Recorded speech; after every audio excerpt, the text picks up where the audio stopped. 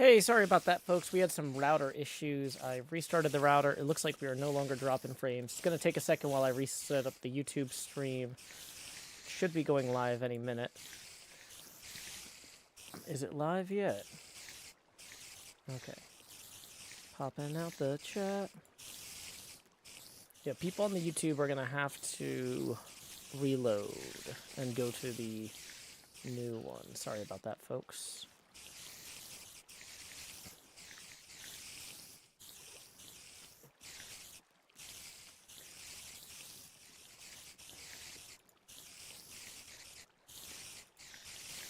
Part of me, yeah, we had some internet issues. I have restarted the internet, so we should be ready to go live soon. We're no longer dropping any frames. We were dropping 60% of the frames, which is a lot of frames when it comes to frame droppage. You really want to be dropping 0 frames, basically. So anything significantly above 0 is a lot of frames. Okay. So we got to talk to other hermits again for hours today. No, I've marked my status as do not disturb because we have 4 chapters of Moby Dick to read tonight. It's not very long chapters, but before we get started reading Moby Dick, just as a reminder, tips are welcome via paypal.me/JoeHills and YouTube Super Chat. Oh, the camera got messed up too and all that. Mayhem! I'm down here in slot 9 putting the hot in the hot bar.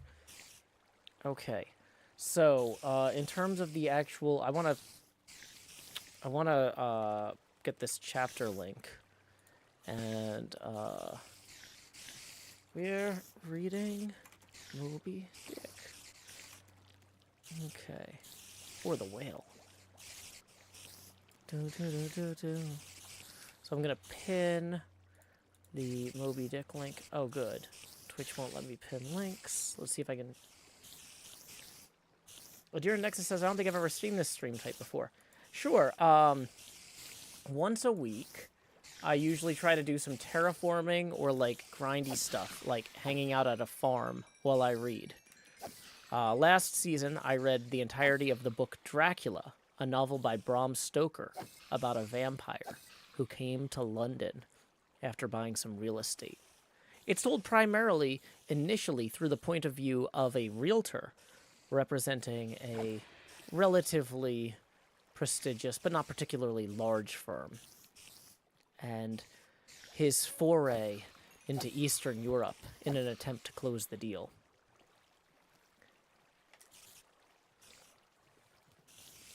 So, we are now instead going to be reading Moby Dick because it's a different year, so we're going to read a different book. Yeah, chapter 10 is called A Bosom Friend. This chapter inspired the show Bosom Buddies, starring Tom Hanks. Welcome, Matt Lumbago.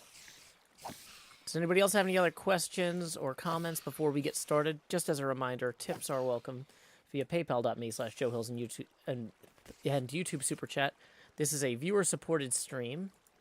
When I'm in the middle of reading, I usually don't stop and read tips unless I mess up in the middle of a sentence, and then I'm like, oh, well, we're restarting anyway. You don't restart the whole chapter, but I'm like, I already broke my flow. So let's go ahead and read that. But, yeah, so, yeah. Tips will be acknowledged on the abacus as usual, but you might not see them read immediately if I'm in the middle of a chapter. When I'm in these kind of in-between segments, you will. Okay. So hopefully we didn't lose the entire audience. Magic 7, if you click the pinned link at the top of the YouTube chat, you'll see we're reading Moby Dick, Chapter 10, Bosom Friend. Okay, so now that we're actually got the mic set up and everything, I'm going to turn hostile creatures off. Adira Nexus tips 20, our first tip of the stream. Thank you, Adira Nexus, for getting us that full face camera expansion milestone, who writes, I love Dracula. If you're interested in rereading it, there's an email thing called Dracula Daily where it sends you the correspondence in order. I might reread Dracula at some point, but probably won't do it that way. I'm probably going to try and do it out loud again in a few years. Not anytime soon. I want some time to think about a better way to approach it if we do it again. Anyway, Please direct your attention down here to slot 9, so I could, where I'm putting the hot in the hot bar, so I can say, howdy, y'all. Grow Hills here, expanding as I always do in Nashville, Tennessee. Dee-da-dee-da-dee, dee-da-dee-da-dee, okay, so, with Dracula, we did a chapter a week, but the, Moby Dick, the chapters are kind of varied lengths. So we're going to read 4 chapters tonight because they're all kind of short, and they're all thematically about Ishmael getting to know who's the kind of the author and speaker, the point of view character, getting to know Queequeg, who is a harpooner, who he is roommates with at the inn when they're trying to go find a ship.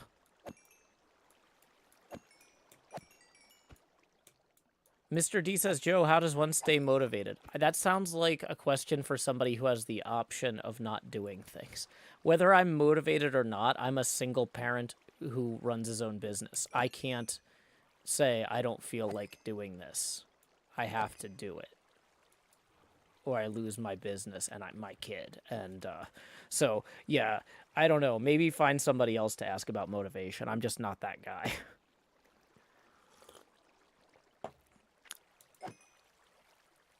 Kmart says, what week are we on?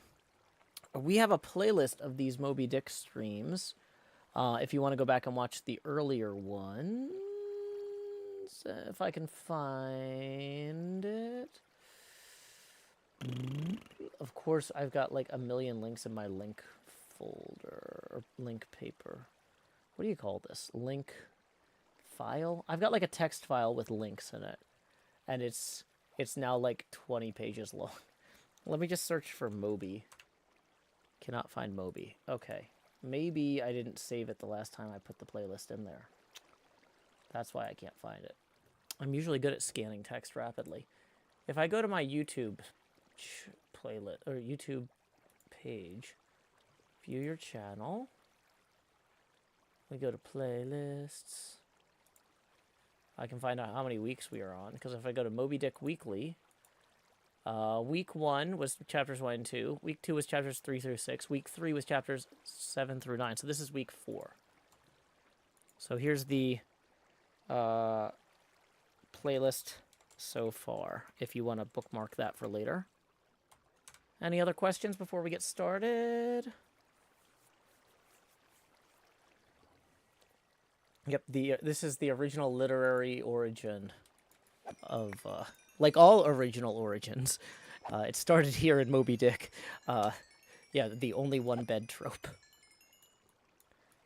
Okay. So, seems like everyone is all settled in.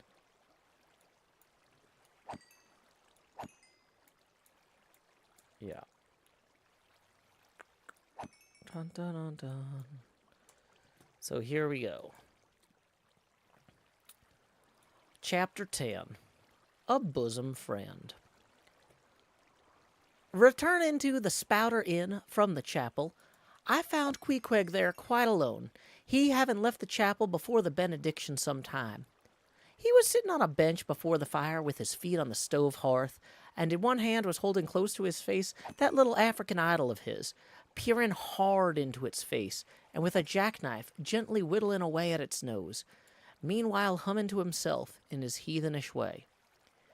But now, being interrupted, he put up the image, and, pretty soon, going to the table, took up a large book there, and, placing it on his lap, began counting the pages with deliberate regularity.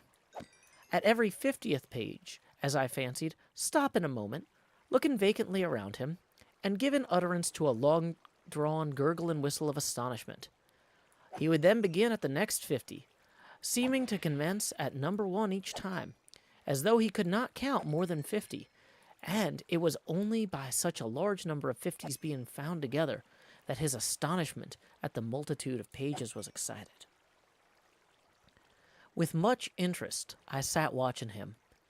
Savage though he was, and hideously marred about the face, at least to my taste, his countenance had yet something in it which was by no means disagreeable. You cannot hide the soul. Through all his unearthly tattooings, I thought I saw the traces of a simple, honest heart, and in his large, deep eyes, fiery black and bold, there seemed tokens of a spirit that would dare 1,000 devils.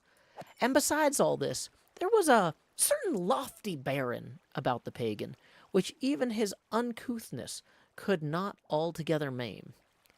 He looked like a man who had never cringed, and never had had a creditor. Whether it was, too, that his head being shaved, his forehead was drawn out in freer and brighter relief, and looked more expansive than it otherwise would, this I will not venture to decide. But certain it was his head was phrenologically an excellent one. It may seem ridiculous, but it reminded me of General Washington's head, as seen in the popular busts of him. It had the same long, regularly graded, retreating slope from above the brows, which were likewise very projecting, like the two long promontories thickly wooded on top. Queequeg was George Washington, cannibalistically developed. Whilst I was thus closely scanning him, half pretended meanwhile to be looking out at the storm from the casement, he never heeded my presence, never troubled himself with so much as a single glance, but appeared wholly occupied with counting the pages of the marvelous book. Considering how sociably we had been sleeping together the night previous, and especially considering the affectionate arm I had found thrown over me upon waking in the morning, I thought this indifference of his very strange. But savages are strange beings. At times, you do not know exactly how to take them.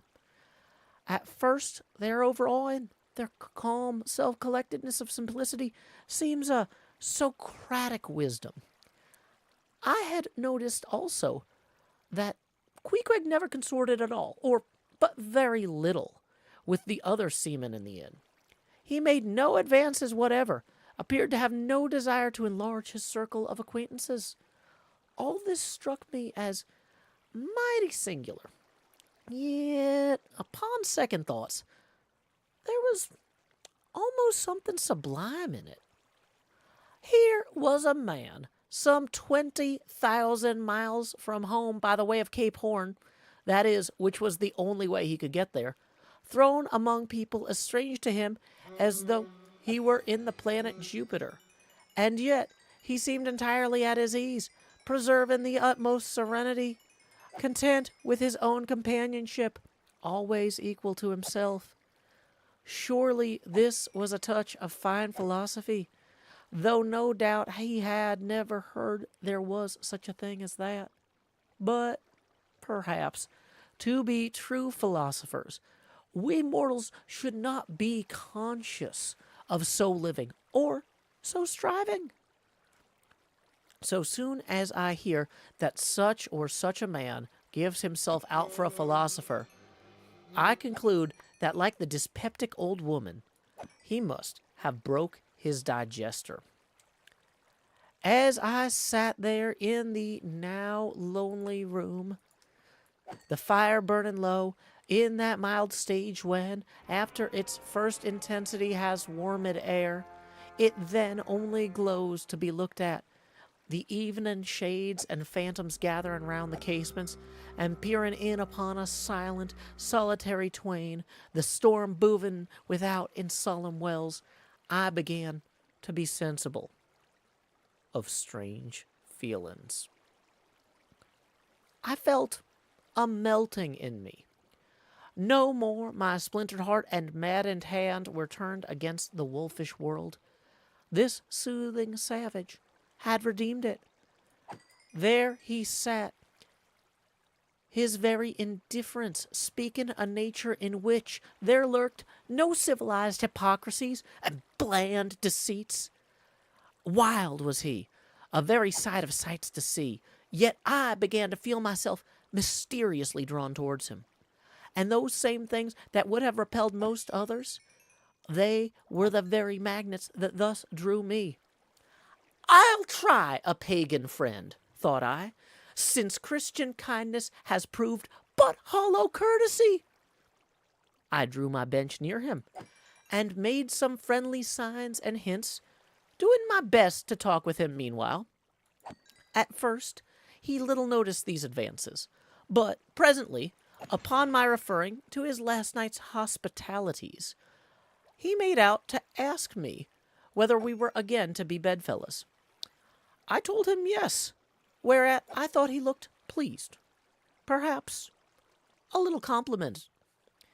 We then turned over the book together, and I endeavored to explain to him the purpose of the printing and the meaning of the few pictures that were in it.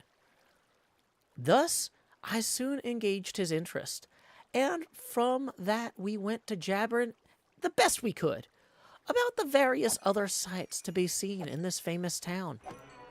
Soon I proposed a social smoke, and, producing his pouch and tomahawk, he quietly offered me a puff.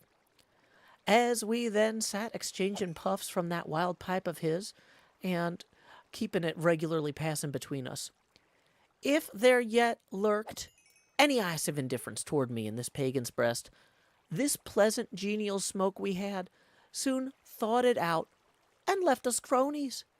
He seemed to take to me quite as naturally and unbiddenly as I to him, and when our smoke was over, he pressed his forehead against mine, clasped me round the waist, and said, henceforth we were married, meaning, in his country's phrase, that we were bosom friends. He would gladly die for me, if need should be. In a countryman, this sudden flame of friendship would have seemed far too premature, a thing to be much distrusted. But in this simple savage, those old rules would not apply. After supper and another social chat and smoke, we went to our room together. He made me a present of his embalmed head, took out his enormous tobacco wallet, and, groping under the tobacco, drew out some $30 in silver, and then, spreading them on the table and mechanically dividing them into 2 equal portions, pushed one of them towards me, and said it was mine. I was going to remonstrate, but he silenced me by pouring them into my trousers pockets. I let them stay. He then went about his evening prayers, took out his idol, and removed the paper fireboard. By certain signs and symptoms, I thought he seemed anxious for me to join him, but well knowing what was to follow, I deliberated a moment whether, in case he invited me, I would comply or otherwise. I was a good Christian, born and bred in the bosom of the infallible Presbyterian Church.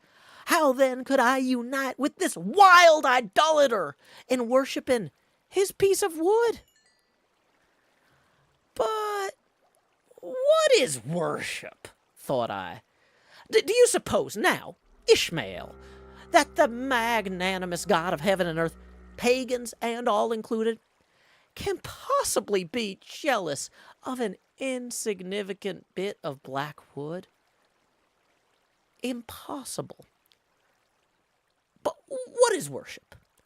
To do the will of God. That is worship. And what is the will of God? To do to my fellow man what I would have my fellow man do to me. That is the will of God. Now, Queequeg is my fellow man.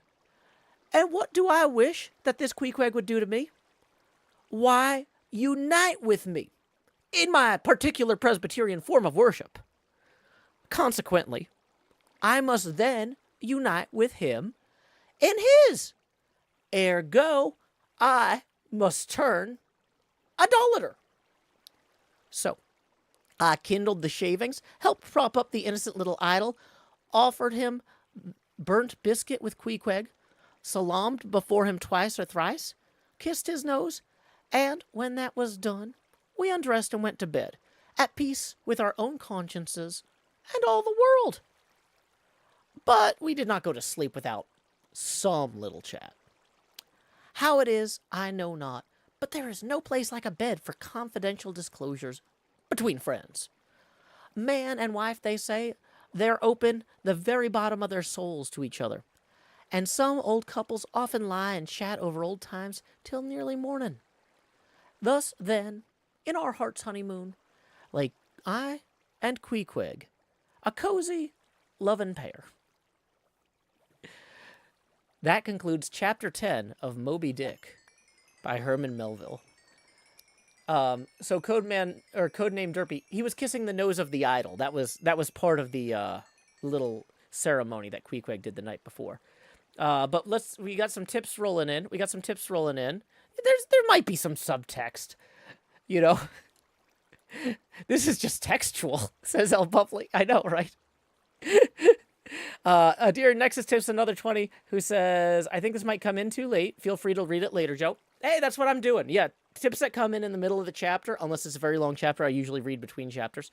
Happy Homestuck Day. It's an awesome webcomic and an awesome 15 years old. Yeah, that's by the Problem Sleuth guy, Andrew Hussey. It's pretty good stuff.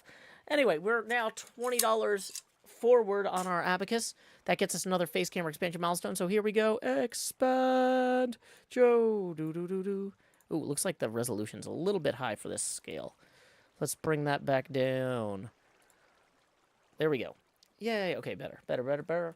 Okay, and then we got another 10 rolling in from El Bubbly here, who says, thanks for reading to us. Hey, El Bubbly, glad you're enjoying this.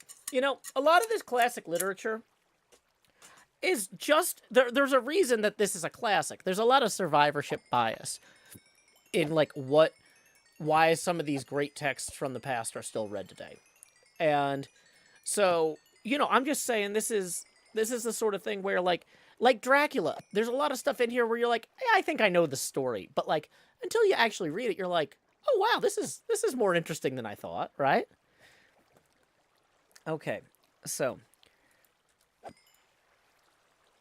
Wait, who do I need to block?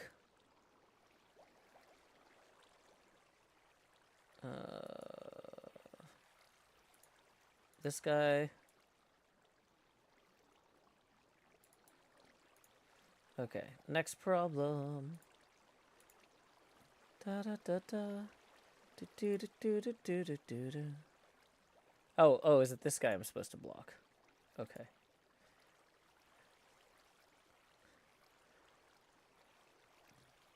There's people in the, I've got 3 chats going, Kate Sickle. Twitch chat's behaving. Good job, Twitch chat. You can impress me even more by tipping via paypal.me/Joe Hills and YouTube Super Chat. Okay. Sorry, it is slightly harder for me to keep an eye on the chat during these streams, but they don't normally generate enough problems and or revenue to justify paying a moderator for the whole reading. So, yeah, sometimes things might take me an extra few minutes. In the same way that getting to the tips takes a few extra minutes. Yeah, sorry about that. But yeah, one thing, we didn't really talk a little bit. In each of the other streams, we've always taken a few minutes to just say, this is a very dated text in a lot of ways. I'm going to modernize some of the, like, most offensive words as we go. But for the most part, I'm leaving this as is. I'm going to say Herman Melville did not do me a lot of favors. Yeah, there's definitely, you know, like, the thing is, this is one of those things where, like, in a lot of ways, Melville is trying to have, like, a very racially forward story here, where, like, his main character throughout the novel is best friends with an African harpooner.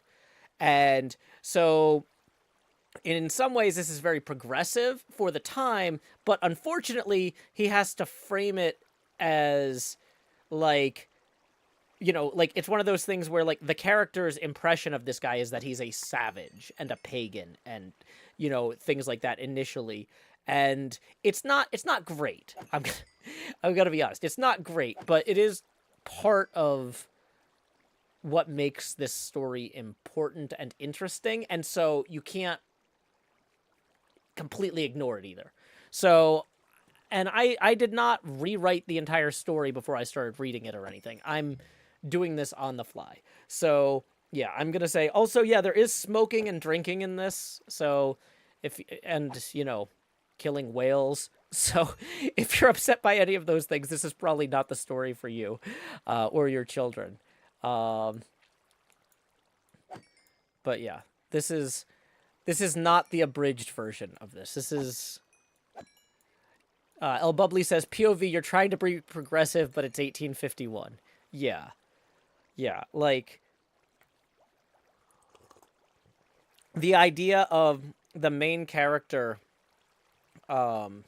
worshipping a pagan idol with a African man is scandalous at the time, even without any of the other stuff. Yeah, so this is... Yeah. But I genuinely... Like, I'm not going to say that Melville was fully an enlightened person by modern standards, but I don't think that there was a lot of malice in this. I think that he was trying to set this character up as an equal with the tools he had available in the era. Okay. Adira Next says, tips another 10. That gets us evenly to our next phase camera expansion milestone, who writes, truly some of my most liked webcomics. Someone archived all of the Must Paint Adventures comics to preserve it as intended. Also, this book is wildly more subtext heavier than I was told. Yeah, I didn't remember it being quite this much. The last time I read this book was about 5 years ago, and I remembered it being a lot, but I didn't remember it being quite this much. But either way, here we go. Expand Joe. Do. At present, I still stand by my decision to read this, but we'll see how it goes. But yeah. Okay. So, the next chapter is chapter 11, Nightgown. I'm going to update the links here. Disease Child says, are we starting the book from the beginning? I did. We have a playlist. Let me first post the playlist. So, if you want to, you can read the book yourself from chapter 1, or you can go back to the playlist. But yeah, I need to repin, now that we're on chapter 11, now reading Moby Dick, chapter 11. So I'm going to post that link and pin it in both chats before we get going. It takes a second. The pinning stuff in Twitch and YouTube. Like, you guys, like, I don't know if you understand how bad the streamer tools they give us are. Like, there's a reason that I have no loyalty to either of these services. It's like basic things like trying to pin something. It's like, oh, cool, now it randomly errors after 15 seconds, and then I have to refresh the page and click it again, and then sometimes it works. It's like... They were roommates, Harold. But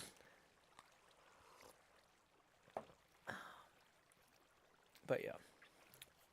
Welcome, Julia MP. So before we get going, just double checking to make sure we haven't missed any tips rolling in. Kate Sickle says, I don't know how to stream, but I would love to learn. I would say stick to the basics. Like, you'll notice that, like, I don't have a bunch of overlays. I don't do alerts. I just, like, streaming has one of the most brittle stacks of technology in it. The fewer pieces you use, the fewer problems you have. Like, using the pins in the chat is one more thing to go wrong. Like, just don't worry about getting everything right. Just go with the minimum viable product for as long as you can. I'm still doing that, and I've been streaming since 2008. Peanut Gallery 76 says, I tried to read Moby Dick on my own a couple decades ago, but I had trouble following it. Having it read out loud by someone who understands the story sure makes a difference. Yeah, I understand the story, but I haven't read this for like 5 years, like I said. I didn't have the chance to pre-read these chapters today or anything. Cub fan raiding with a party of 621. Let me tell you, Cub fan raiders, you're in for a weird one. I'm sure you already enjoyed a weird one over there with Cub fan doing the incredible horn work. I kind of popped in the stream and was listening in earlier, and then joined an isolated voice group so I wouldn't hear you from underneath Corrales' farm, because I was definitely in range of some of those, Cub. But yeah. This, yeah, Cheesia says, if it's a Joe Hill stream, if it's not weird, I'm disappointed. Chaotic Being says, weird never. Okay, so here's the thing, Raiders. Here's the part you don't know. So normally my Saturday night streams are me doing live readings of things. This is not like a pre-recorded book on tape. This is me doing live readings of stuff while I do grindy tasks in Minecraft. Like, we need to get a bunch of wool for my farm, right? So we're hanging out right now at the spider thing. We've got a bunch of terraforming to do. We're going to go over there in the second half of the stream. So we're reading 4 chapters of Moby Dick tonight. We just read chapter 10. We're about to start chapter 11. So far, basically, the main character in the story, the speaker in the story, is named Ishmael. And so I'm going to quickly summarize Moby Dick for you so far. What up? It's your boy Ishmael. I got tired of all these jabronis being bonkers and hypocrites and stuff. I'm like holding Caulfield in 1851. Anyway, everybody sucks on land. I'm going out to sea. Oh, but I gotta get to Nantucket first. So I'm gonna go to Nantucket and I'm gonna find a room. Oh no, there's no rooms. Oh, hey, here's a harpooneer. Harpooneers go out on whaleboats. I'm gonna go out on whaleboat too. Hey, how about I stay with you, harpooneer? And then, he's like, at first I thought, hey, this harpooneer, he barely speaks English, and he's got like tattoos all over his body, and he worships some sort of strange African idol. I don't know about this guy. But then, he went to church with me, and then like I worshipped his weird idol with him, and now we're pals. And so we're gonna go find a boat, and we're gonna go hunt whales eventually. But right now we're still at the inn, because it's only chapter 11, which isn't bankrupt yet, because they didn't have that concept. Maybe they did. When did bankruptcy get invented? I don't even know. This is actually a really good example of how the story Moby Dick works, because in the middle of telling a story about one thing, he'd be like, but let me tell you about when bankruptcy was first invented in the United States, or introduced. Bankruptcy. Just Wikipedia this real quick. History of bankruptcy law. Okay. In ancient Greece, bankruptcy did not yet exist. If a man owed and could not pay, he and his wife, children, or servants were forced into debt slavery until a creditor recouped their losses via their physical labor. But anyway, later on in Judaism and the Torah, or the Old Testament, every 7th year is decreed by Mosaic law as a sabbatical year, wherein the release of all debts that are owed by members of the Jewish community is mandated, but not of Gentiles. Or, as Scar will put it, I declare bankruptcy. Anyway, so this is basically how Moby Dick works. The reason that it took 11 chapters for him to go from being like, I don't want to be on land anymore, to I'm in a hotel near where the ships are, is because he'd just start talking about like fountains or something. Or parks. Or like basically... As Failed Vegan says, if you like Hitchhiker's Guide to the Galaxy, you'd like Moby Dick. Moby Dick is basically... It's not a science fiction story in the traditional sense, but it predicts the existence of Wikipedia. In that this story is written by, like, a guy at a party who is, like, talking about this time he got on a boat for a job one time, but he keeps getting distracted and, like, looking stuff up on his phone. This is a Wikipedia rabbit hole in a story about a whale. It's bizarre. It's one of the weirdest books, and that's one of the reasons we chose it to read. So, if you had a great time with Cub Fan, and you don't want to watch me sword spiders while reading Moby Dick, I will not be offended if you go lay your head down and dream. There's a reason my theme song to my show is Lay Your Head Down and Dream. Y'all can do that. You have that option. There is also, if anybody's watching with their kids, this is a book about sailors in 1850. So there's going to be some drinking and there's going to be some smoking. They have tobacco. Yeah. They kill whales. That's like their job. Okay. So if you get upset by like killing whales, this is not the book for you. Now they get really off track while trying to kill whales. There's like an entire chapter where it's like the man on the mast spotted the whale, but you might be imagining this mast as one with the crow's nest, which was invented by John Crow. So let me tell you about John Crow and what led to the invention of the crow's nest. And then like the last line of the chapter is something like, but this was just a board nailed to the mast he was holding on to. Like, There isn't even a crow's nest on the ship. But he does a whole chapter just explaining what a crow's nest is, why it was invented, and why you wouldn't want one on a whaling vessel. This is what Moby Dick is. Okay? I am also going to say this is a very dated story in terms of the author's views on people that are not white. Okay? Now, this is a story about a man becoming best friends with someone he considers a savage from Africa. Okay? And, like, so in a lot of ways, this is a very progressive story about an interracial friendship and how it weathers the storm of working for an insane boss hunting a whale. But some of the word choices are going to be dated. I'm going to omit certain words that I think are completely unacceptable. But, like, you cannot remove the fact that this was written by a white guy in 1850 from the story and still have the story. Okay? So I just want to warn people, if any of this stuff is the sort of thing that you want to check out now. I have given a very exhaustive caution thing here. Sophia Glagovich in the YouTube chat says the summary is compelling. Kristen on Twitch says you're selling me on listening to the story. Well, okay, so I'm going to link everybody one more time. Now reading Moby Dick chapter 11. We're about to read chapter 11. If anybody wants to tip, tips are welcome via paypal.me/JoeHills and YouTube Super Chat. I'm going to do one last check to see if there's any of those I need to acknowledge now. Doesn't look like it. I'll get to them after chapter 11. Okay. So, Chapter 11, Nightgown. We had thus lain in bed, chatting and napping at short intervals, and Queequeg now and then affectionately throwing his brown tattooed legs over mine, and then drawing them back. So entirely sociable and free and easy were we, when at last, by reason of our confabulations, what little nappishness remained in us altogether departed, and we felt like getting up again, though daybreak was yet some way down the future.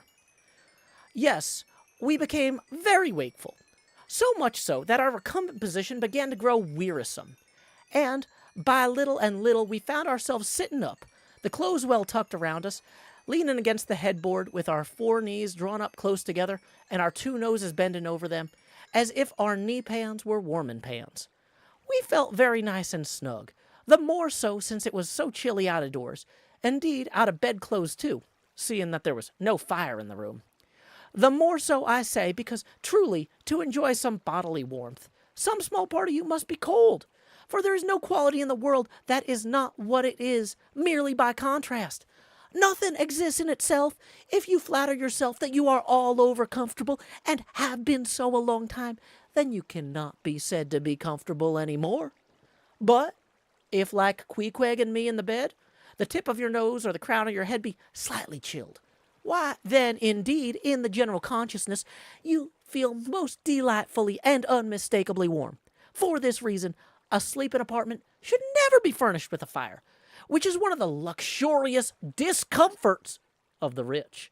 For the height of this sort of deliciousness is to have nothing but the blanket between you and your snugness and the cold of the outer air. Then there you lie, like one warm spark in the heart of an Arctic crystal. We had been sitting in this crouching manner for some time, when all at once I thought I would open my eyes, for when between sheets, whether by day or by night, and whether asleep or awake, I have a way of always keeping my eyes shut, in order the more to concentrate the snugness of being in bed. Because no man can ever feel his own identity all right, except his eyes be closed, as if darkness were indeed the proper element of our essences, though light be more congenial to our clayey part. Upon opening my eyes then, and coming out of my own pleasant and self-created darkness into the imposed and coarse outer gloom of the unilluminated 12 o'clock at night, I experienced a disagreeable revulsion. Nor did I at all object to the hint from Queequeg that perhaps it was best to strike a light, seeing that we were so wide awake. And besides, he felt a strong desire to have a few quiet puffs from his tomahawk. Be it said that though I had felt such a strong repugnance to his smoking in bed the night before, yet see how elastic our stiff prejudices grow when love once comes to bend them. For now I like nothing better than to have Queequeg smoking by me, even in bed, because he seemed to be full of such serene household joy then. I felt no more unduly concerned for the landlord's policy of insurance. I was only alive to the condensed, confidential comfortableness of sharing a pipe and a blanket with a real friend. With our shaggy jackets drawn about our shoulders, we now passed the tomahawk from one to the other, till slowly there grew over us a blue, hanging tester of smoke, illuminated by the flame of the new-lit lamp. Whether it was that this undulating tester rolled the savages away to far distant scenes, I know not. But he now spoke of his native island, and, eager to hear his history, I begged him to go on and tell it. He gladly complied, though at the time I but ill comprehended not a few of his words. Yet subsequent disclosures, when I had become more familiar with his broken phraseology, now enable me to present the whole story, such as it may prove, in the mere skeleton I give. In the more skeleton I give. I got to the end of that chapter before I made a stupid mistake. 4 words away from the finish line. The more skeleton I give. It's okay. It's okay. Hey, we got a tip rolling in. We have finished chapter 11, so it's time to read some tips before we move on to chapter 12, biographical. Craig, thank you so much for tipping 50. Boom. That's 40 there and another 10. Let's get those face camera expansions rolling in. Please direct your attention down here to slot. No, I'm just in the lower left now. So I can... whoa, whoa, whoa. Oh, no. All these overlays are a problem. Let's take these overlays down. Here we go. Yeah, there we go. Expand. And for our next face camera expansion milestone, y'all have seen that money go straight to my head with each face camera expansion milestone we hit. But now, like Jacob Marley, these chains I forged in life are here to remind me that humanity was my business. And they're also about to begin pulling me down to the deep below. Enter the Joust. Ba, ba, ba, ba, ba, ba, ba, ba, ba. Lowering the opacity now to 90%. We are now $10 away from our next face camera expansion milestone. Thank you very much to Craig. Tips are welcome again via paypal.me/JoeHills and YouTube Super Chat. Okay, so real quick, I'm going to put my hat on because the camera's getting kind of big. You need to see the game, right? Yep, we're 10 away because that 50 got us 2 $20 expansions, right? Yeah, so basically, one of the things that you guys missed was that the main character hated people who smoke in bed. He's like Holden Caulfield. He complains about people a lot.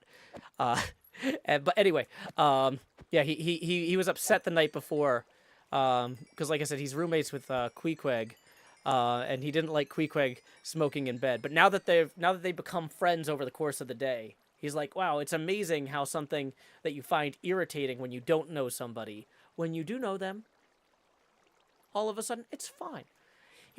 This is why it takes so long to get to hunting the whale. What a turnaround. I know. So, yeah. So we're going to go ahead and chapter 12, I need to update the link in the pins. This is a new abacus. The old abacus was auctioned off. The new one, you can see the date on top of it. So the old abacus was from 2019 to the 27th of March 2024. This one's from 29th of March 2024 until question mark. Oh, sorry. And then, hey, it looks like we got another 10 rolling in from Sassy TV on Twitch. Woo! Thank you, Sassy TV. That gets us to our next expansion milestone. So here we go. It's time to expand. Lowering the opacity now to 80%. Thank you very much, Sassy TV.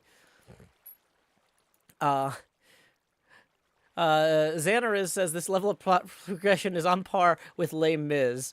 Yeah. Pickett says if we spend 40 pages in a French sewer, I'm out. Yeah. I need to update these pinned links. We're reading Moby Dick chapter 12. Okay, because that current pinned link is for chapter 11, so we're gonna update the link, and then it fails, and then we refresh the page, and then we try again, and hopefully it doesn't fail this time. Apple says, "What are we discussing?" We're reading Moby Dick while I do like background chores on Hermitcraft. One of the things I need to do is restock my wool shop. So. Okay, yeah, the whole book is constantly over-explaining and rambling. Okay. So here we go.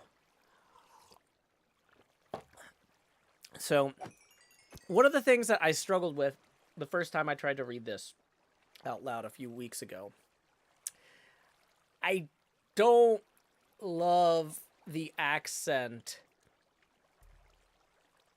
that Herman Melville gives Queequeg.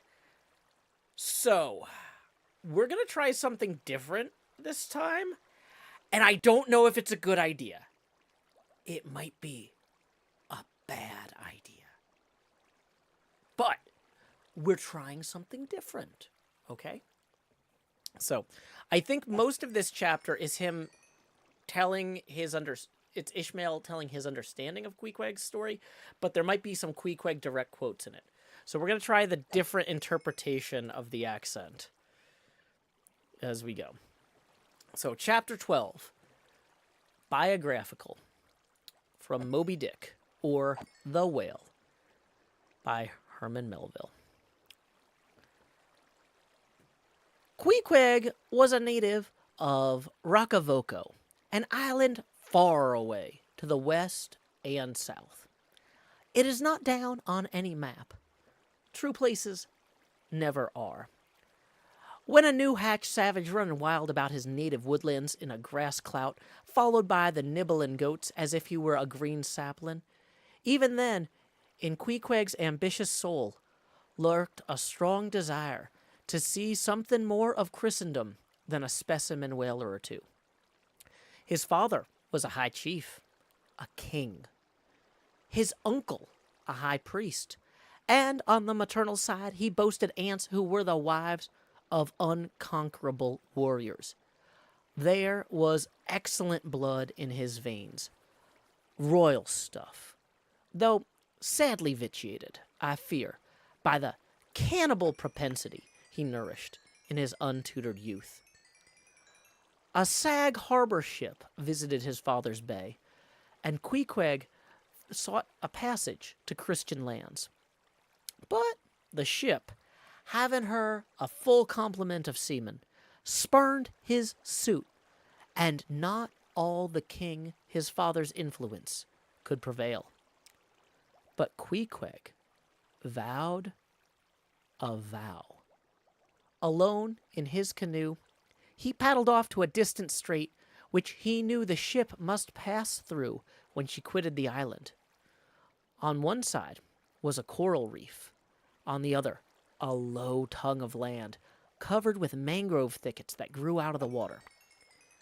Hiding his canoe, still afloat among these thickets, with its prow seaward, he sat down in the stern, paddle low in hand, and when the ship was gliding by, like a flash, he darted out, gained her side, and with one backward dash of his foot, capsized and sunk his canoe, climbed up the chains, and, throwing himself at full length upon the deck, grappled a ringbolt there, and swore not to let it go, though hacked in pieces.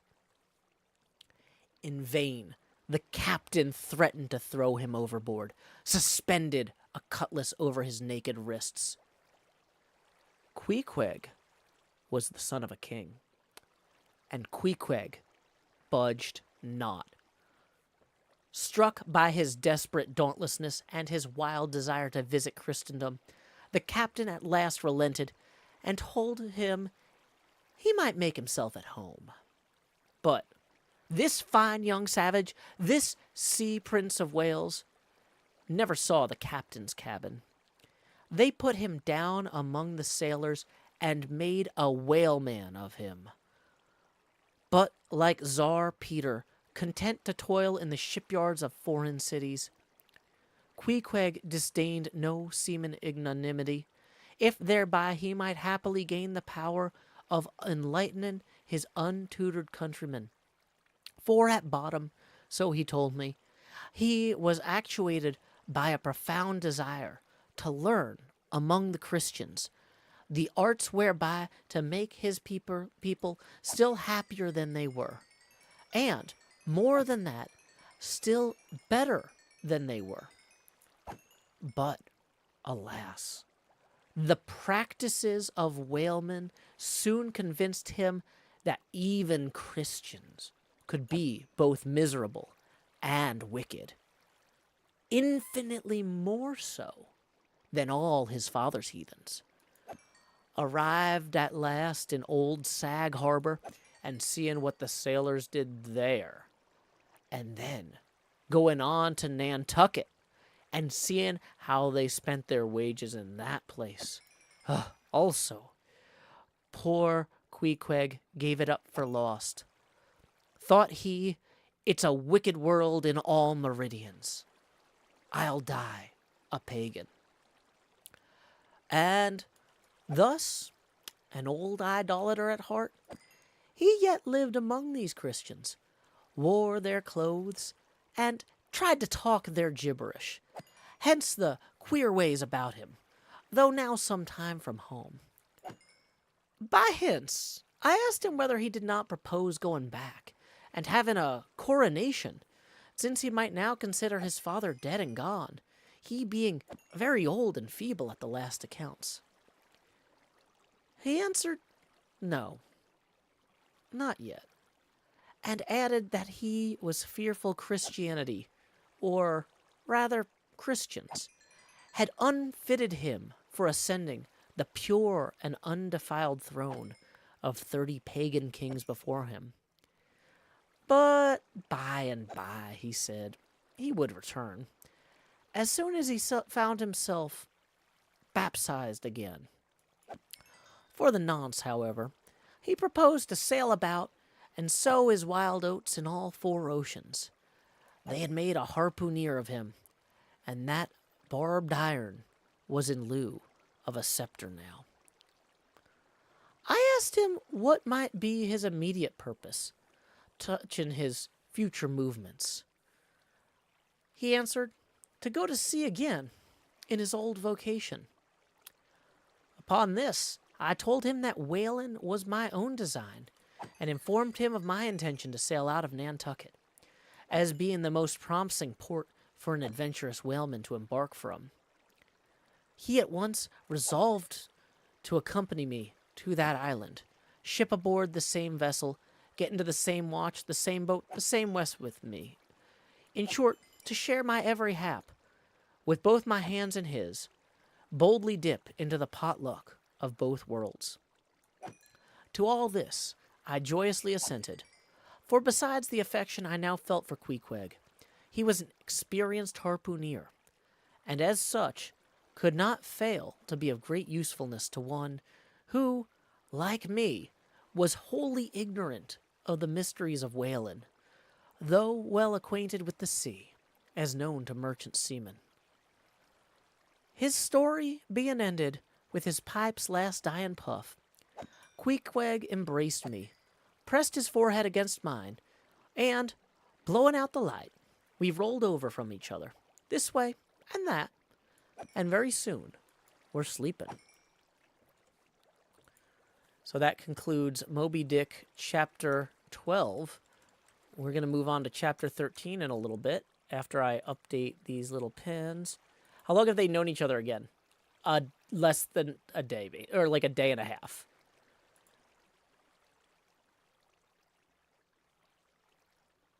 So, yeah. They're fast friends. We're going to replace the pinned message. Oh, whoops, that was supposed to be chapter 13. It didn't copy and paste properly for YouTube. Let me get the YouTube link updated too. Place pinned message. We're going to check to make sure I haven't missed any tips while I was reading.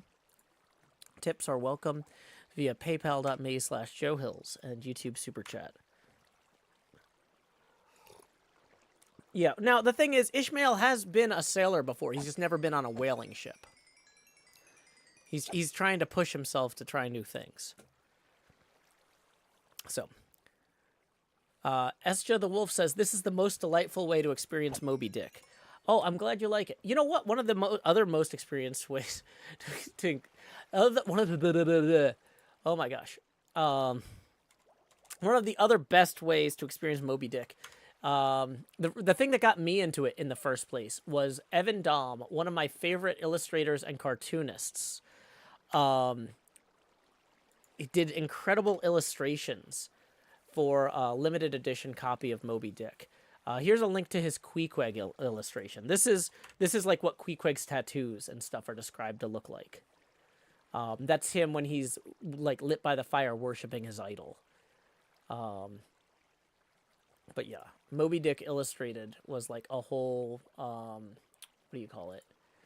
A whole series of illustrations that Evan Dahm did as he worked his way through the book. Let's see. So, let's see. Is this one?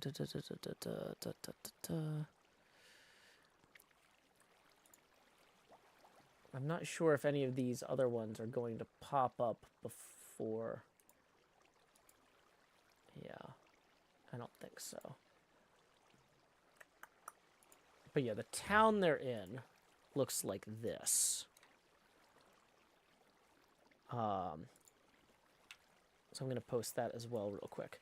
So yeah, like Evan Dahm is a brilliant illustrator, and he's the one that got me to read this in the first place because I was so inspired by his drawings.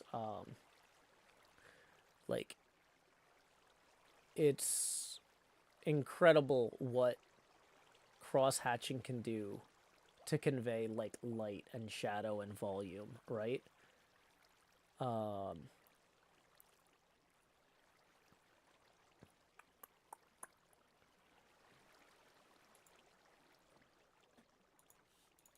Let me see if I can get the... If I go to this page... Is there a way to click through to this? I want to share this particular image. Show more.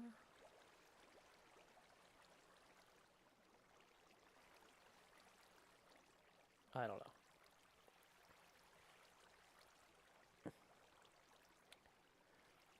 So anyway, yeah, so this, yeah, the Queequeg image is awesome, but like this whole Moby Dick illustrated.tumblr.com, you guys can just scroll through here. I don't think there's any huge spoilers because, yeah, this is a story from 1851. But okay. So, I think we're about ready to move on to chapter 13 here. Wheelbarrow. Just as a reminder, tips are welcome via paypal.me/JoeHills and YouTube Super Chat. If you tip while I'm reading, I will get to them at the end of the chapter, or if I start coughing so badly I have to take a break or something anyway, which usually only happens if I'm laughing at how badly I screwed up a sentence. This is part of the goal of this exercise is for me to practice. People have said, Joe, you should do real audiobooks.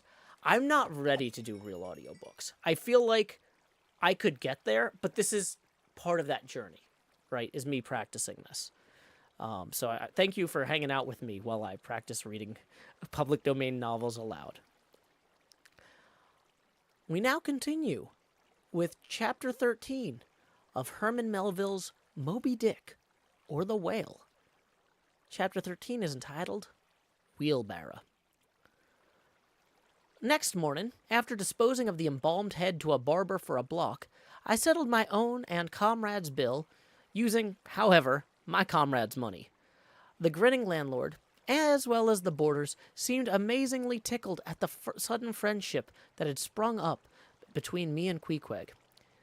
especially as Peter Coffin's cock and bull stories about him had previously so much alarmed me concerning the very person whom I now companied with.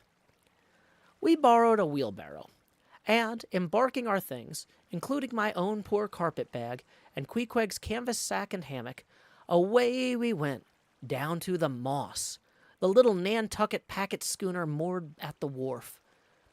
As we were going along, the people stared. Not at Queequeg so much, for they were used to seeing cannibals like him in their streets, but at seeing him and me upon such confidential terms. But we heeded them not, going along, wheeling the barrow by turns, and Queequeg now and then stopping to adjust the sheath on his harpoon barbs.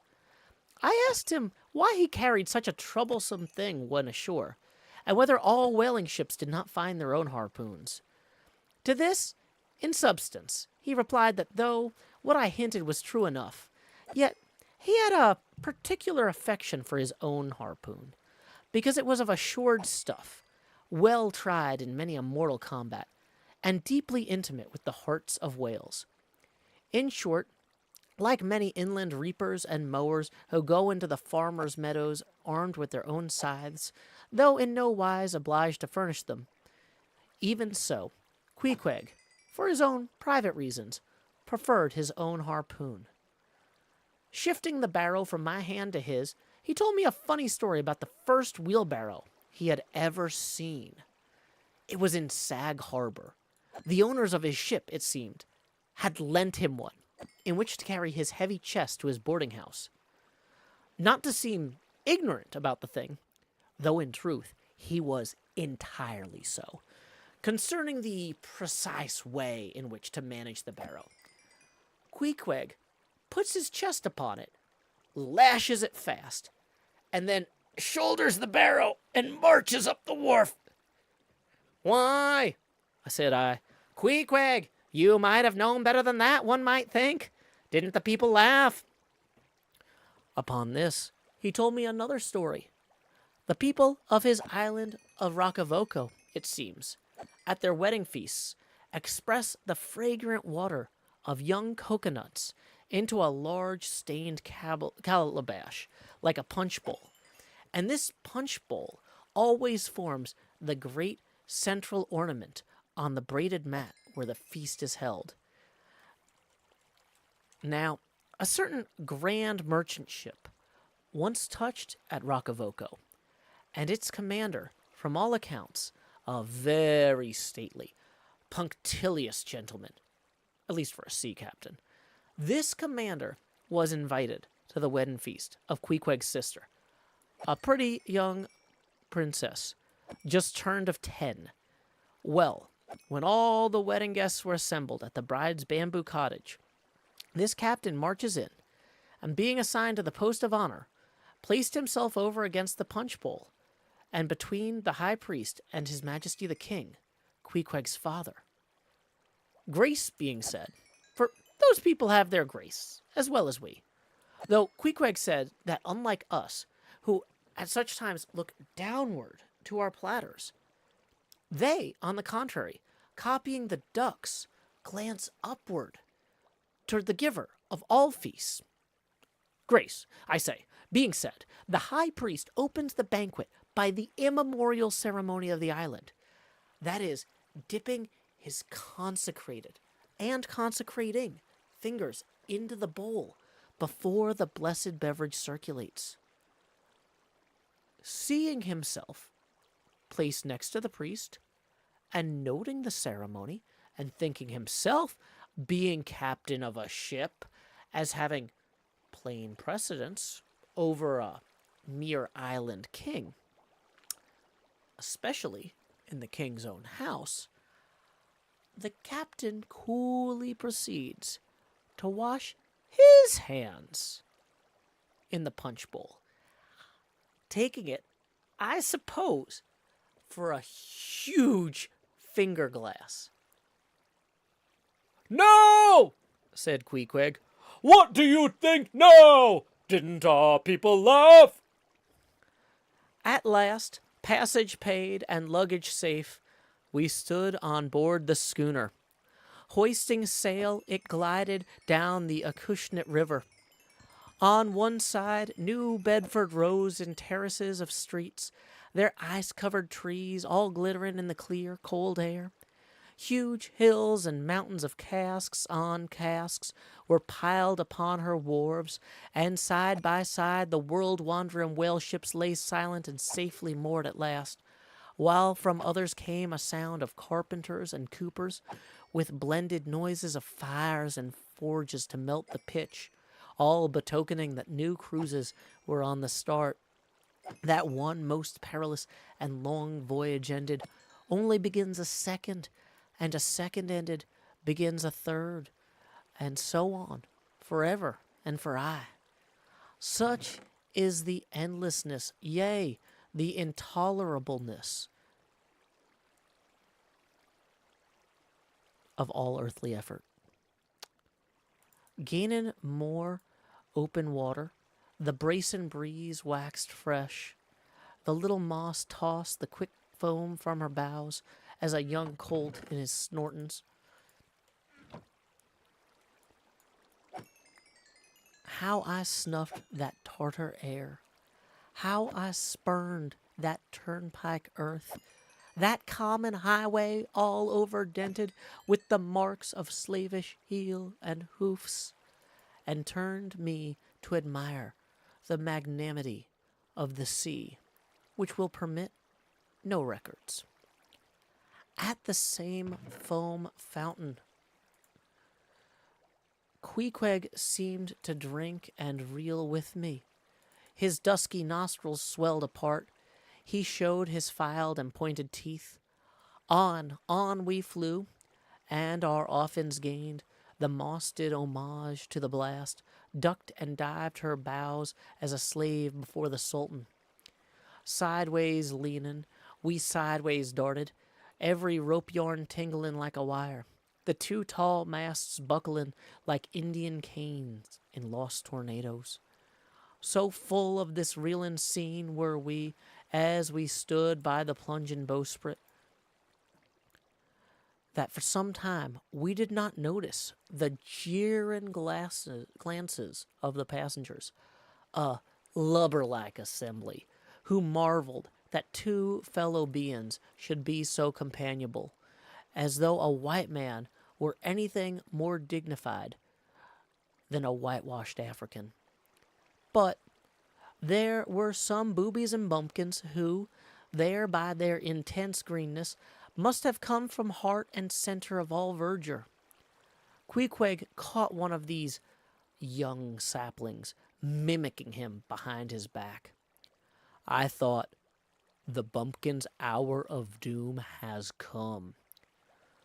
Dropping his harpoon, the brawny savage caught him in his arms, and by an almost miraculous dexterity and strength, sent him high bodily into the air.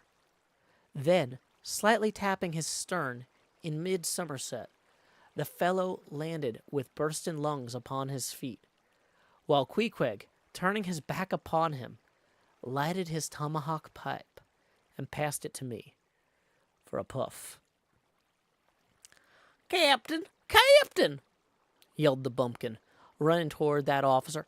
"Captain! Captain! Captain! Here's the devil!" "Hallo, you, sir!" cried the captain, a gaunt rib of the sea, stalking up to Queequeg. "What in thunder do you mean by that? Don't you know you might have killed that chap?" "What him say?" said Queequeg, as he mildly turned to me. "He say," said I, "that you come near, killee that man there," pointing to the still shivering greenhorn. "Killee!" cried Queequeg, twisting his tattooed face into an unearthly expression of disdain. "Ah, him bevy smally, fishy! Queequeg no killee so smally fishy! Queequeg killee big whale!" "Look, you!" roared the captain. "I'll killee you, you cannibal, if you try any more of your tricks aboard here, so mind your eye!" But it so happened just then that it was high time for the captain to go mind his own eye. The prodigious strain upon the mainsail had parted the weather sheet, and the tremendous boom was now flying from side to side, completely sweeping the entire affair. The entire after part of the deck. The poor fellow whom Queequeg had handled so roughly was swept overboard. All hands were in a panic, and to attempt snatching at the boom to stay it seemed madness.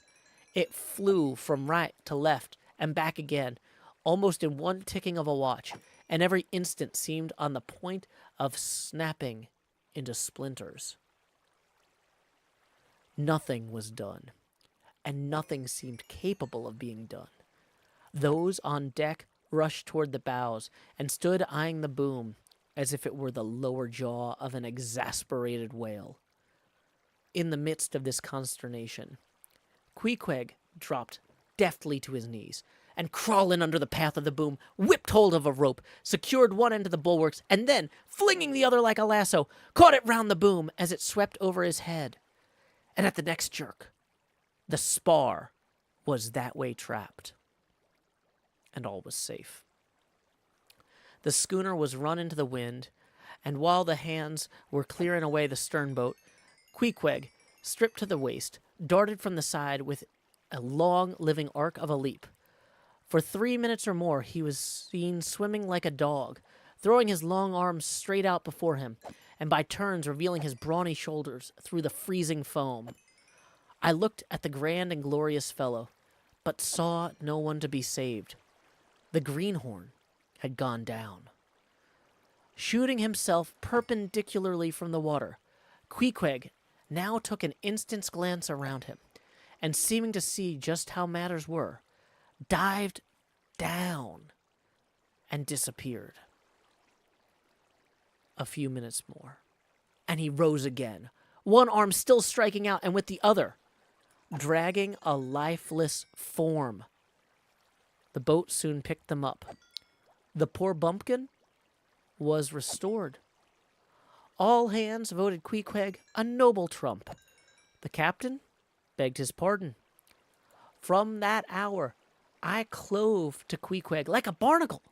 Yea, till poor Queequeg took his last long dive. Was there ever such unconsciousness? He did not seem to think that he at all deserved a medal from the humane and magnanimous societies. He only asked for water, fresh water, something to wipe the brine off. That done, he put on dry clothes, lighted his pipe, and leaning against the bulwarks, mildly eyeing those around him, seemed to be saying to himself, "It's a mutual joint stock world in all meridians. We cannibals must help these Christians." And that concludes chapter 13 of Moby Dick. Yeah, for anybody who just came in, yeah, we read public domain books while we do grindy stuff on the server. Or I do, anyway.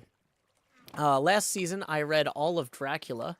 This season, we are rolling through Moby Dick as I work on my huge terraforming project.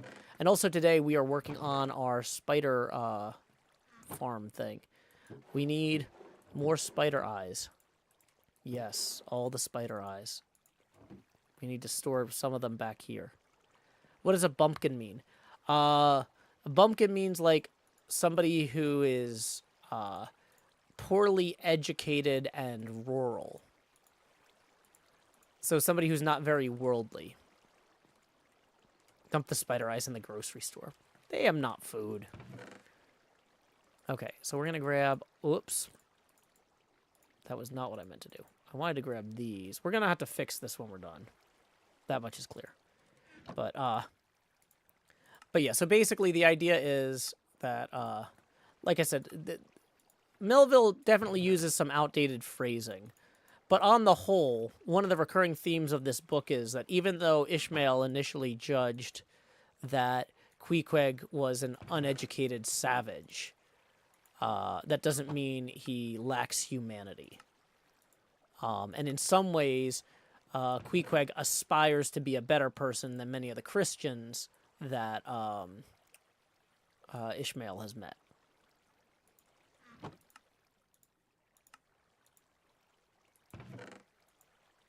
Okay, so we're going to... This is kind of a mess right now. I don't want to leave this a mess. But we need to free up some inventory space before we can fully deal with this.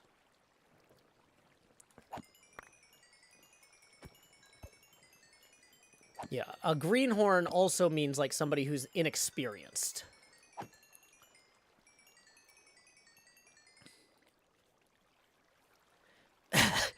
Yeah, El Bubbly. Yeah, Queequeg just threw that guy in the air. But he made sure that he landed on the ground safely. That's the thing, is Queequeg throws the guy in the air in a somersault, and then while he's on the way down, tilts him slightly so he lands on his feet. It's pretty aggressive, you could say. But, you know, also kind of awesome. So, yeah, let's see. So...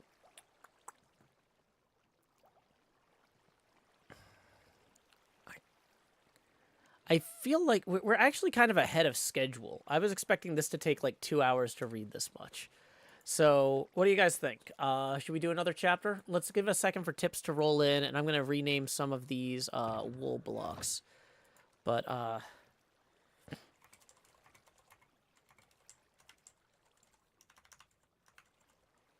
okay.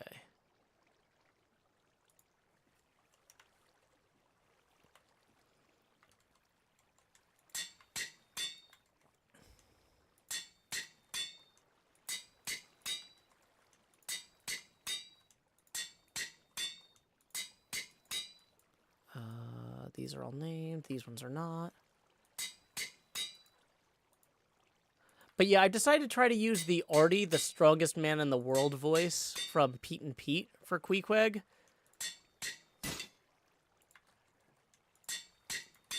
I feel like that will kind of bridge the gap a little bit.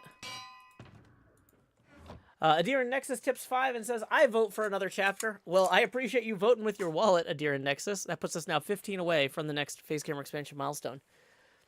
Disease Child says, how long have we been reading for? I started reading when I was about 5. So, I don't know, 22 years. So we're going to take these and we're going to go dump these in my shop now. And then we'll come back for more and get this all cleaned up. Yeah, let's empty that before we go. Kill all the extant spiders and let the stuff start going in the hopper. Okay, oh, you know what? If it's nighttime, I'm going to have a bad time. No, it doesn't look like it's nighttime. Great.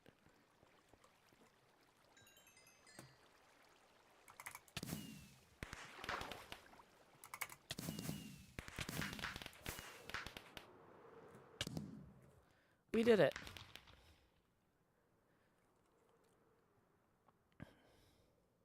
Nom nom nom.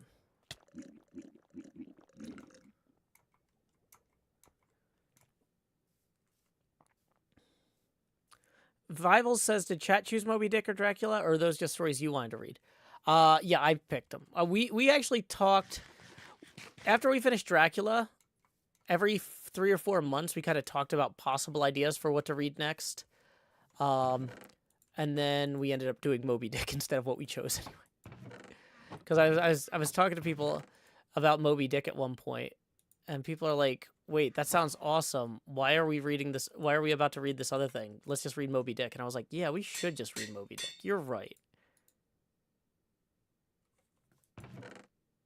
Yeah, so some of these are named backwards, but... What time is it there, dude? Showtime, showtime! Yeah, you can get... yeah, Project Gutenberg is the best website, in my opinion, to get books in the public domain. What was the other one we were going to read? I forget now. We had a false start at one point. I was going to read Don Quixote, but I didn't realize that Don Quixote was basically like Bruce Campbell versus the Army of Darkness of its era. Like, I knew Don Quixote was like an exaggerated tale, right? But what I didn't realize was like, you know how in like Bruce Campbell movie, like he'll like chainsaw off like a zombie's arm and there'll just be like a fire hose of blood. That's what the combat is like in Don Quixote. Every time they get into a sword fight, it's just like ludicrously graphically violent. Like it's like hyper bloody, ludicrously like, and I was just like, this might be too violent to read on stream. Reading Dracula was fine, but I started reading Don Quixote and I was like, oh yeah, we're gonna no, that's not okay. Yeah, Don Quixote was not a good choice. Adiran Nexus tips 10 and says maybe Pride and Prejudice for the next read. I don't know. I think it's too early. It's too early to commit. That might be one to read excerpts from, but I don't know if I'd want to do the whole novel. Stephanie Hall 17 tips 20 and says, so glad you were able to go to the charity stream. What was your takeaway from that experience? Let's do the face camera expansion first, and then I'll talk about that because it's its own whole thing. So that gets us 15 past our next milestone. So here we go. Expand, Joe. Do do do do. Hey, doing well. Evening. Doing well. Hope you are too. Okay. And we need to lower the Joe opacity now to 70%. Each time the camera gets bigger, it also drops in Joe opacity.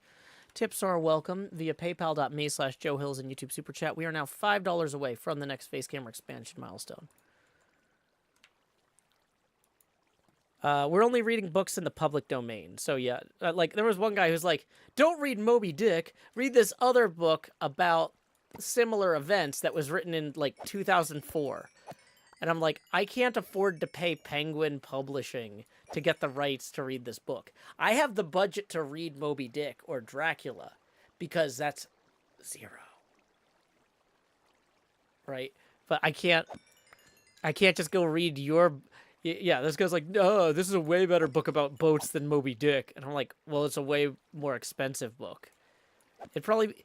I don't know how much it would cost to get the rights to read a book that's not in the public domain on stream, but I would assume $45,000.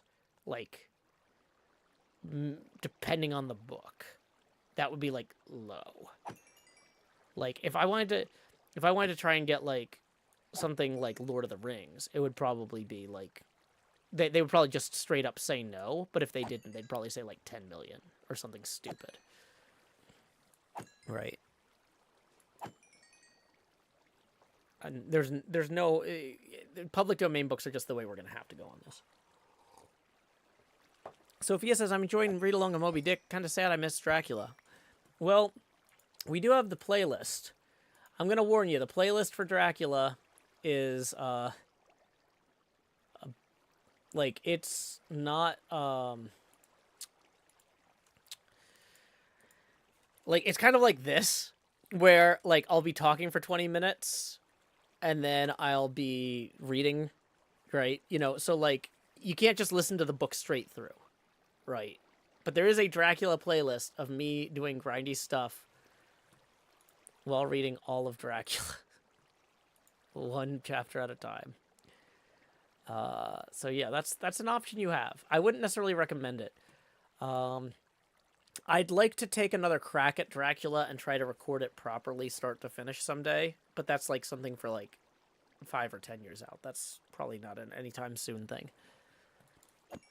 Because it's so time consuming. I couldn't afford to do it right now. I would lose too much time working on Hermitcraft. Okay. A lot of the public domains... sorry, so Centauratron wants to know if all the Sherlock Holmes stories in public domain. I know most of them are, but I don't know if all of them are. Vivi says, so the playlist is like you reading chapters and then doing intermissions with Minecraft stuff. Yeah. It's like what we're doing right here. where I'm like, okay, we got to go drop this stuff off before I start reading the next chapter. Another channel just for reading would be fantastic. I'm not going to do that. Second channels are a scam made by YouTube. Like, basically, like, y'all don't see how YouTube tries to use second channels to keep people addicted to YouTube. Like, people who make YouTube videos have, like, their channel starts growing, but then it eventually plateaus. And so YouTube's like, hey, man, you want to feel like that hit of, like, getting a lot of subscribers all the time again? Make a second channel. It's not better for anybody but YouTube psychologically screwing with creators. It's a terrible thing. It pains me to watch how they manipulate us by they're always pushing us to do them because they want to keep people addicted to numbers, and it's not a healthy way to approach art. So I refuse to participate in that garbage. I almost swore there. I really hate how YouTube tries to screw with us. Like, you give me health insurance, I'll get you a second channel, YouTube. Yeah, dopamine is one heck of a drug. Scorpio Love says, how do I know if a book is public domain? Well, Project Gutenberg hosts basically every public domain book. I would search on Project Gutenberg at gutenberg.org, and if the book is there, it's in the public domain. Kyle Valier, whoa, thank you for the 50. Let's get that on the abacus. Boom. 5 gets you 1 face camera expansion milestone. 25 gets you a second. 45 gets you a third, and then we are 5 past that one. So let's do all 3 of those expansions, and then we're going to read Kyle's note. Here we go. Expand Joe. Do-do-do-do. Lowering the Joe Pasty now to 60%. It's the most obnoxious face camera expansion milestone size. It's the Tony Stark helmet cam. Everybody who's been tipping up to this point has been making the camera more obnoxious. But everybody tipping beyond this point will make it less obnoxious, because even though it keeps getting bigger, it'll get so transparent you'll barely be able to see it. So, numero dos, even larger Joe. Do-do-do-do. Lowering the Joe Pasty now to 50%. Thank you again to Kyle Valier. And numero tres, even larger face. Lowering the Joe Pasty now to 42%. I can now also scale up the resolution on the camera to a glorious 4K. Takes a second. There you go.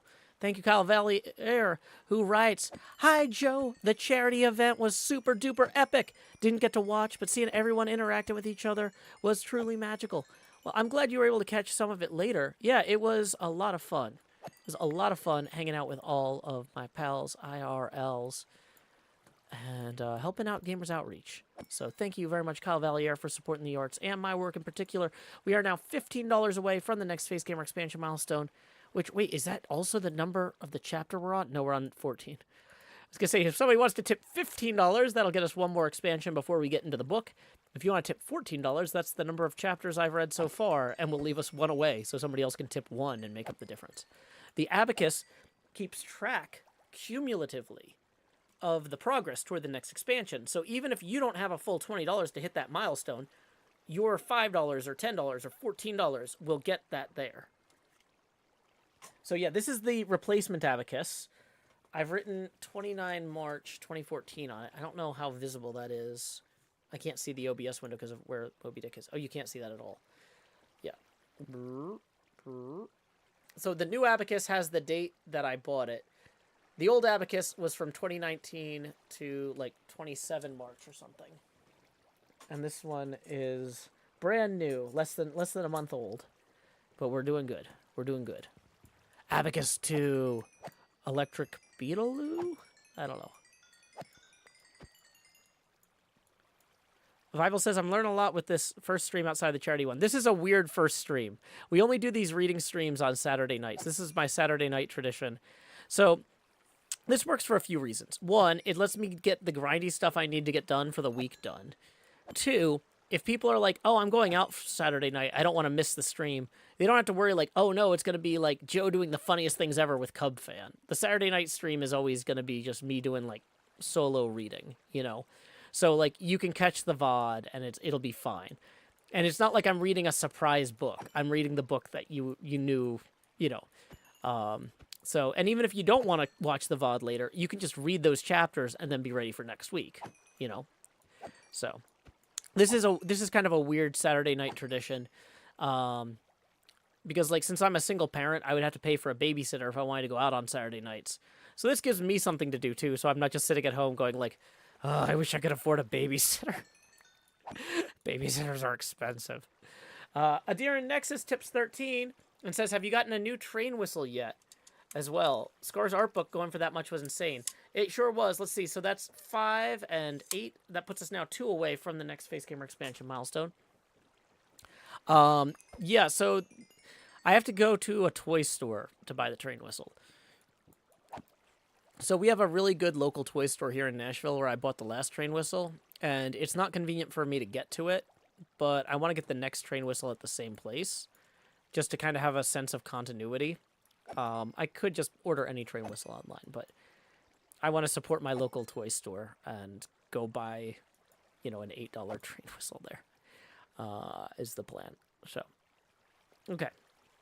I think we are about ready to read the next chapter. So let me pull that up. We need to update the links as well. So, wait. Oh, no. I pinned How Long Have They Known Each Other again. Whoops.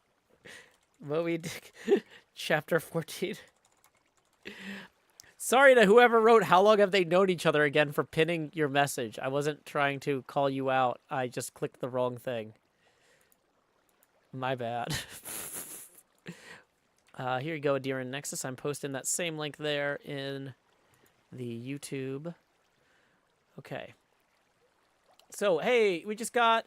Whoa! Extrema88 rolling in with a fantastic tip for 42, who says, I usually contribute to make the face camera more annoying, but I guess I could also make it less annoying. So here we go. Let's expand Jost. Oh, wait, I forgot to put that on the abacus. I'm in the middle of 2 things. Hold on. So let's get this back into frame here.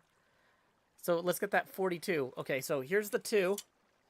And then 22 and 42. Boom. Okay, yeah, so 3 face camera expansion milestones rolling in. So we are going to lower the opacity now to 32%. Numero dos. Even larger Jost. Ba-da-da-da-da-da-da-da-da. Lowering the opacity now to 24%. And then numero trace. It's time to expand my face. Dee-dee-dee-dee. Dee-dee-dee-dee. Dee-dee-dee-dee. Dee-dee-dee-dee. Lowering the opacity now to 20%. There we go. Thank you very much to Extrema88. Okay, so where were we? We were dealing with these Spideys. And also the clog, the congestion here. Okay. So I'm going to throw these on the ground here, and then we will start chapter 14.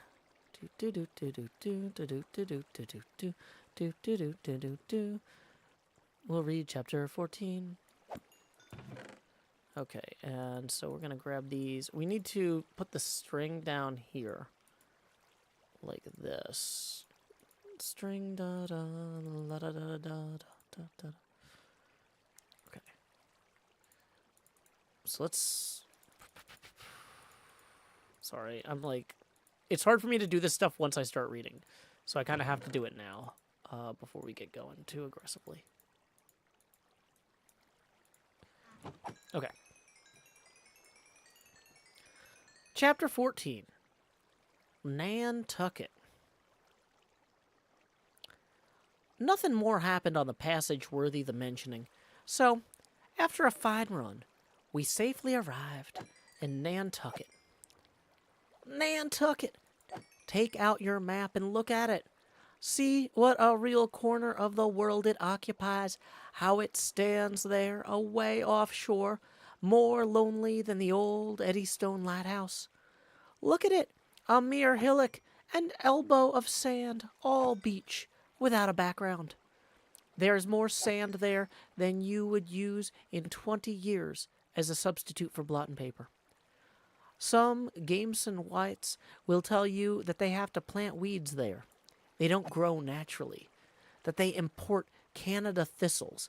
That they have to send beyond seas for a spile to stop a leak in an oil cask, that the pieces of wood in Nantucket are carried about like bits of the true cross in Rome, that people there plant toadstools before their houses to get under the shade in summertime, that one blade of grass makes an oasis, 3 blades in a day's walk a prairie, that they wear quicksand shoes, something like Laplander snowshoes, that they are so shut up, belted about, every way enclosed, surrounded, and made an utter island of by the ocean, that to their very chairs and tables small claims will sometimes be found adhering, as to the backs of some sea turtles.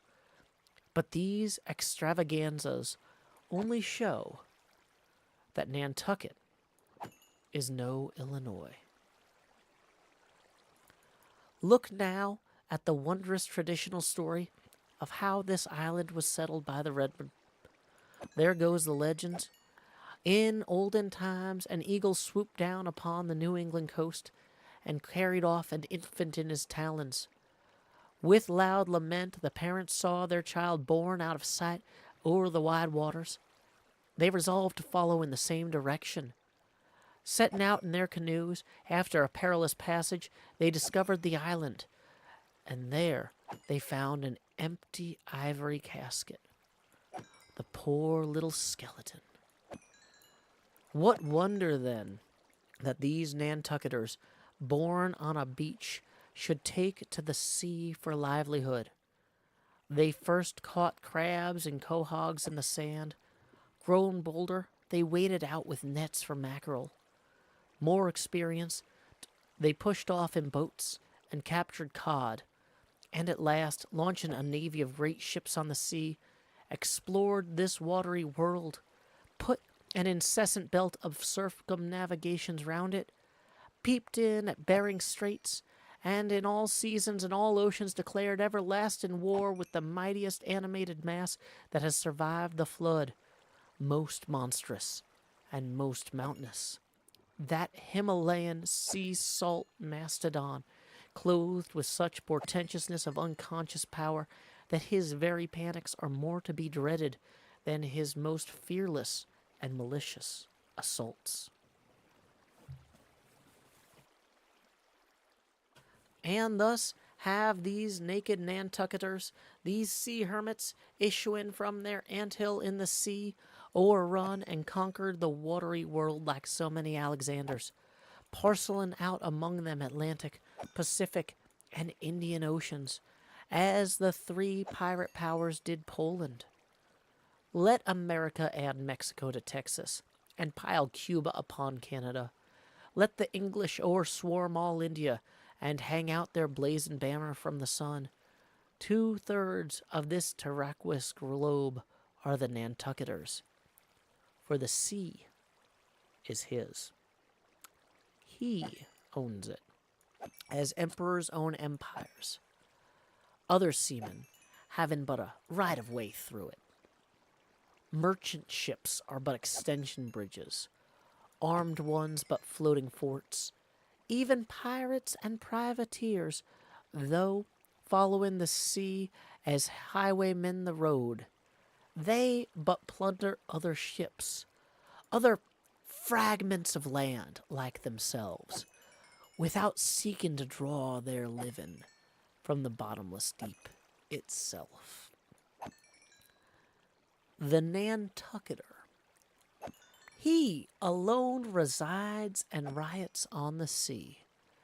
He alone, in Bible language, goes down to it in ships, to and fro plowing it as his own special plantation. There is his home. There is his business, which a Noah's flood would not interrupt, though it overwhelmed all the millions in China. He lives on the sea as prairie cocks in a prairie.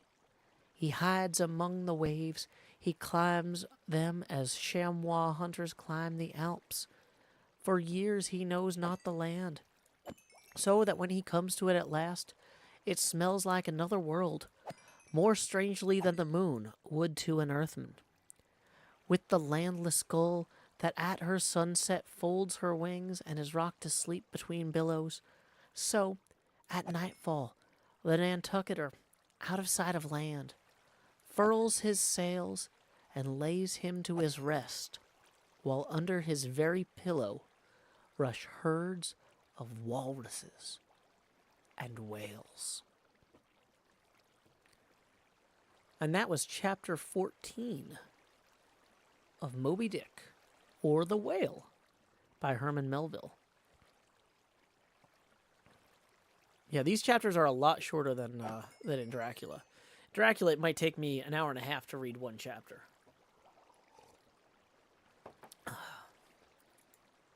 Oh, Bubbly says only people from Nantucket fish. Not exactly. But Nantucket was basically the whaling capital of the world.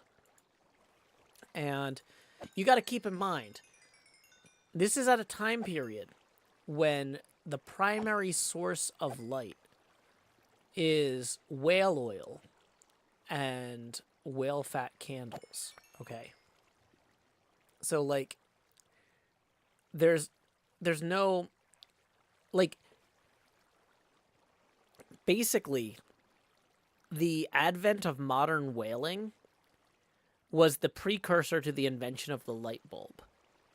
Like, basically, whale byproducts make the single best light sources that you can burn of anything flammable. It's one of the best for producing light. And so once people realized this, they practically hunted whales to extinction. There was huge demand. And Nantucket was like the seat of that whaling industry. But these whaling ships would travel the whole ocean and return to Nantucket. They would go across multiple oceans around continents hunting whales on, like, sometimes, like, incredibly long journeys. And this is where, I don't know if you've heard of, like, the Wellerman, but a Wellerman was a ship that would meet up with other ships, like whaling ships and stuff, and bring them supplies. And so the whaling ships could stay at sea indefinitely and meet up with these other ships that were basically roving grocery stores almost. Not exactly, but, like, they were basically like, we've got, you know, fresh supplies from land, we've got water, we got food, you guys keep going, right? So the guys in the Wellerman song are singing about how they can't wait for, like, they're going to be at sea forever, basically. But they're waiting for the Wellerman to come to bring us sugar and, sugar and something and rum. To bring us sugar and tea and rum, right? So, soon may the Wellerman come to bring us sugar and tea and rum. Yeah. So that's the idea is, so yeah, you would have these little ships coming out to the whaling ships from all over. But the whaling ships primarily launched and returned to Nantucket. Launched from and returned to Nantucket, yeah. At least in this time period.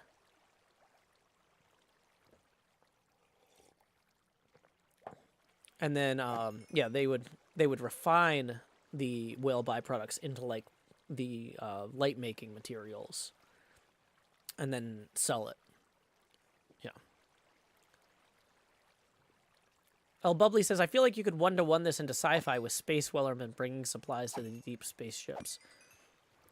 Yeah, I mean, you really could. Like, there's no reason it wouldn't make sense for, you know, there to be Space Wellerman in the future.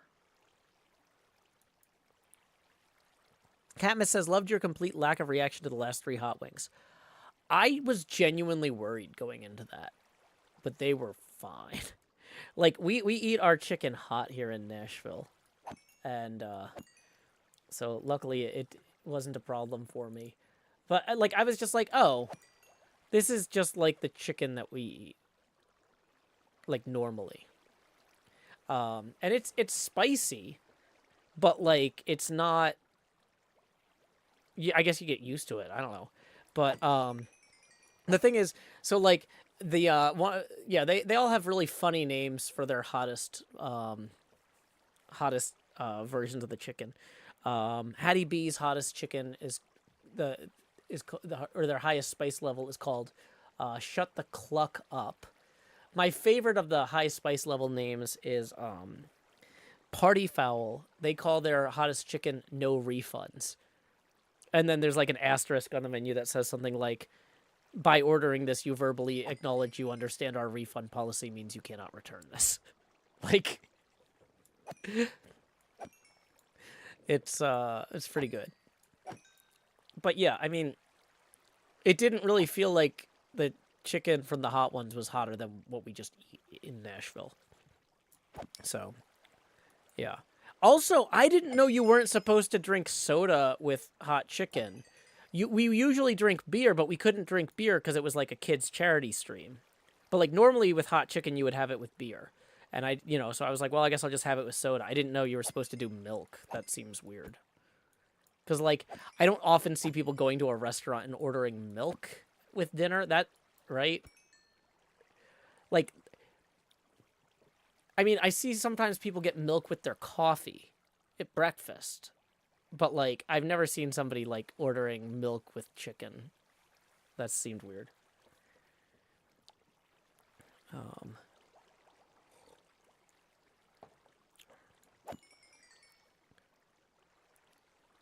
Figmentera says, soda seems like it would make it so much worse. Carbonation and spice is a bad mix. Well, but beer is carbonated. It's because of the bubbles. I mean, it was fine. The biggest problem I had was that there was no nearby bathroom for us to wash our hands in. Because if you touch your eyes, no matter how good you are at eating hot stuff, like it will burn your eyes, right? And so we couldn't touch our keyboards and mice until we got to go wash our hands. But like, it's like it was literally an elevator ride away to get to the washroom they provided for us. So yeah. Well, I can't have a milkshake because I can't drink milk either. But El Bubbly says drinking soda after spice hurts. Beer's fine, though. I didn't know there was a difference.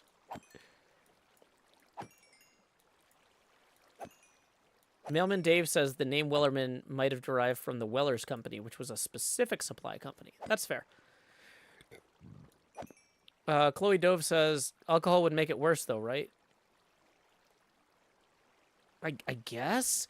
Once again, like whatever problem people are trying to solve with their chicken, maybe I'm missing part.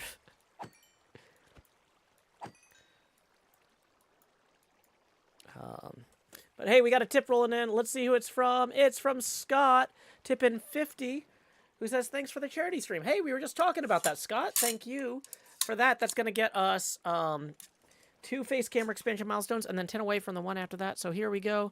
Expand juiced. Do. Yeah, that was one of the most fun things that the Hermits have gotten to do in person that I was able to participate in. I had a blast. We're going to lower the Joe Pesky now to 16%. Yeah. But yeah, thank you guys. I do appreciate the tips because, like, I did have to, like, pay for childcare and stuff while I was gone. And so, even though I wasn't able to give to the charity directly financially because I was covering, like, babysitting costs and other stuff, yeah, I appreciate I appreciate you all supporting the charity, but I also appreciate you helping me out. Yeah, tips are welcome via paypal.me/JoeHills and YouTube Super Chat. We are 10 away from the next expansion milestone. Andrew Hayborn says, Joe, I wonder if you'd be willing this season to make a retrospective on Hermitcraft. You've been there since the beginning, so maybe a diorama of each season with Hermit heads and mini builds. I don't feel like it's the right time for me to do that. I'm not saying it's a bad idea forever, but it feels like it's too early. Yeah, I donated gifts to the auction. I donated items to the auction, but I didn't... Yeah. But yeah, like... I donated my time and my possessions, but yeah, I didn't, like... have, like, extra cash. I'm not an extra cash type of person. So yeah, I really appreciate y'all helping out and supporting the show. Because I don't know if you know this, but this is the most obnoxious part of the tax year. Basically, quarterly taxes are due April 15th, which is fine. I've already sent that money in. But you would think quarterly taxes, so then the next ones will be due in 3 months after that, right? Wrong.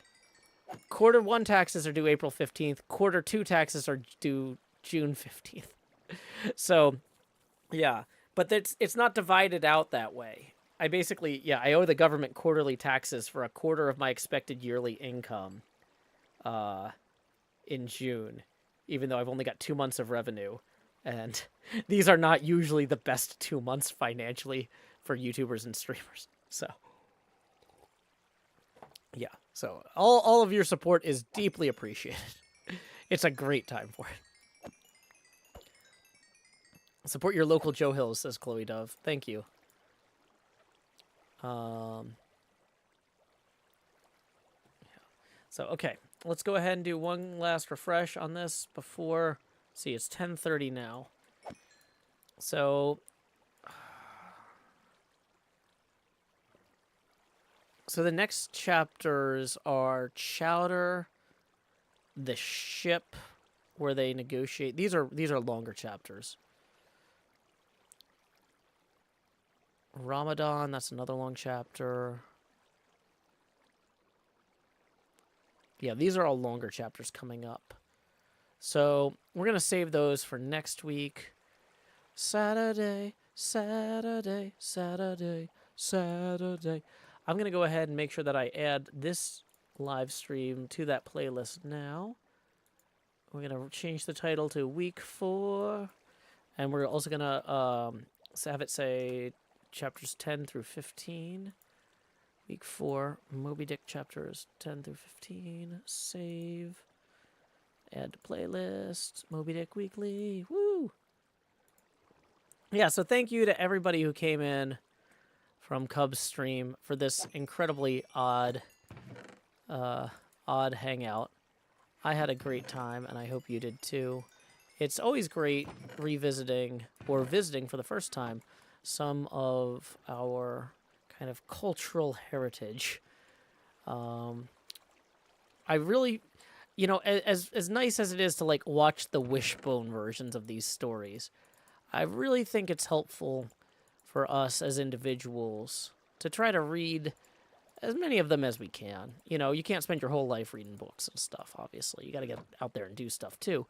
But, you know, I do feel like we lose something if we only ever enjoy adaptations of things rather than the originals, you know?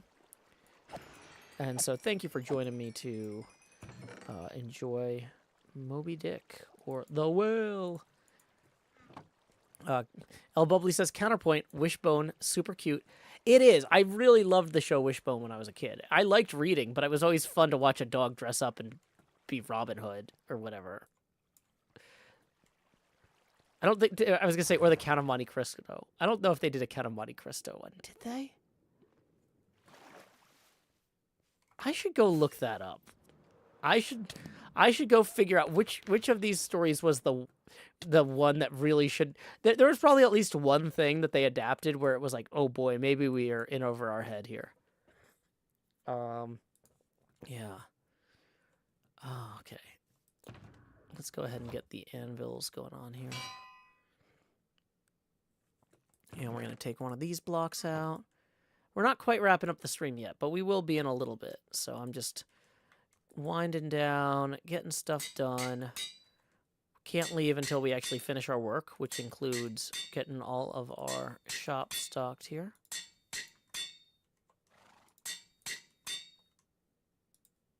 Okay. So we can toss this in here. Dun, dun, dun, dun. Okay. So let's see. I want to go back and for anybody who's coming in from the Cubs stream, I actually kind of want to show you guys the big terraforming project I'm working on that we're going to be working on next week. So if you're like, huh, is it going to be spider farms every week? No, it's not going to be spider farms every week. This was just a weird week because I'd been gone on my trip and we had sold out of a lot of wool while I was gone. But I want to... did I go to X's lower prices? I need to do that later. That's not a thing for this stream. But yeah, anybody who's curious, I can duck out of the way here. This is what we're terraforming. This is the Bell Laboratories Research Campus from Homedale, New Jersey. We are in the process. I built first a 1/8 scale map of this, just so I could show people what we are going to be building in the overworld. We need to terraform a huge amount of land to cover this. But basically, because this map is going to be 1/8 scale, wherever I put the portals will line up with the final places for the stuff. Whoa, portal lag.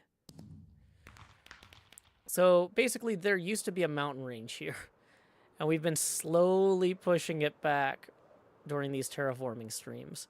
So we'll come back here and we'll dig all this out. This is where I've been giving Etho all of his stone from. If you're like, how does Joe keep giving Etho like 100 boxes of stone? It's because I like, at the end of the week, I like to just chill and mine out big stuff. And so, yeah, basically, we need to, let me show you further out this way. So it's not that bad. Once we get to this ice here, like, a lot of this isn't mountains, okay? What's my stone mine stat? Great question. Items broken, 500,000, 511,204 stone, along with 57,000 dirt. That's just this season.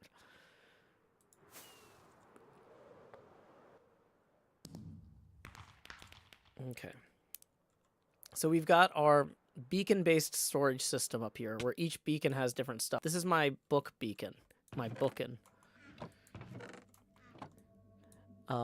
This is also where I got all the copper I gave Tango, and a bunch of other stuff. Wishbone did do the Count of Monte Cristo. I thought they did. Even in Scar. Yeah, it's a lot of stone. But anyway, so a lot of what we'll be doing is mining this out, so that way we can start laying in where all the roads and stuff. Late night crew! That's what LNC stands for, Etho is commenting. Woo! Let's go ahead and do last call for tips. If you enjoyed the show, every bit helps, believe me. But even if you cannot afford to tip, don't worry. Everybody's at a different point in their life here. When I was in college, I couldn't afford to support a lot of artists, but, you know, they published stuff for free on the internet for me and everybody else to enjoy, you know, and other people who were further along and had jobs supported those artists so that, you know, I could be in their audience for free anyway, you know, and, you know, even after those 4 years in school, it was another 10 years before I paid off all my student loans, before I could actually, like, start supporting artists. That's 14 years of enjoying cool free stuff on the internet and having nothing to give.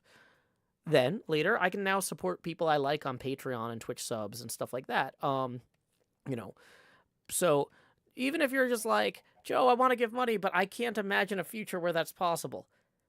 I've been streaming since 2008. I'll still be here in 15 years. Don't stress about it now. Everybody who has been tipping, who has let me make this show for free for you to watch, it's not just free for you to watch financially. It's free for you to watch guilt-free. Don't stress. You know, at some point you might be able to support the arts and maybe my work, maybe something else. But either way, I'm sure you're good for it. Is B-Dubs replacing Cub as a late night crew member? So it seems. I think he fell asleep at the keyboard. I thought I was replacing Tango. Oh. Yeah, I guess Cub logged off earlier. He was doing all those horns for a while. Juliet Graves tips 5 and says, supporting my local Joe Hills. And Adira Nexus tips 15 and says, tip in for everyone who can't. Thank you, Adira Nexus. That gets us 10 past our next Face Gamer expansion milestone. So here we go. Expand Joe. Do. Vincho Ken writes, I like your cactus beacon. Thank you. That's one of my favorites. I like the book beacon and I like the cactus beacon. The storage beacons are fun, like with the stone and stuff, but they're not quite as good as the cactus beacon. So here we go. Making that camera huge, recentering it. Let's find my eyeball and then lower the Joe opacity now to 9%. So thank you very much, Adira Nexus and Juliet Graves. Chloe Dove says, thank you. I wish one day that I will. Yeah, you know what? Life is a lot of ups and downs. Never stress out about supporting artists like me. We're doing our best to make the world a little bit more fun for everybody. And, you know, you're part of everybody. Scott tips another 50. Thank you, Scott, and says, Hermit Crab. I don't know if you meant to write Hermit Craft and it auto-corrected, or you're just yelling Hermit Crab. I am happy either way. I appreciate the 50. And honestly, they're both funny and great. So that's 1 face camera expansion milestone, 2 face camera expansion milestone, 3 face camera expansion. Wait, hold on. Do we... I don't know if that's possible. My God, is it even possible? 6, 3... 3 face camera expansions at this time of day, localized entirely in this region. Oh, viewers, we might not be planning to stay long, but you should stay for now because you're in for a treat. We were at 9% geopacity, but now we're about to expand. Oh no, what is going on? I think I might have broken the camera. Oh gosh. No, gosh. Expand. Okay, I'm fixing the camera. It's gonna get better. Trust me, you guys. Just. Okay, so what is going on? Something is breaking the camera. Hold on. I've got to fix it. Okay. What layer could possibly be grabbing the focus of the camera? There we go. Okay.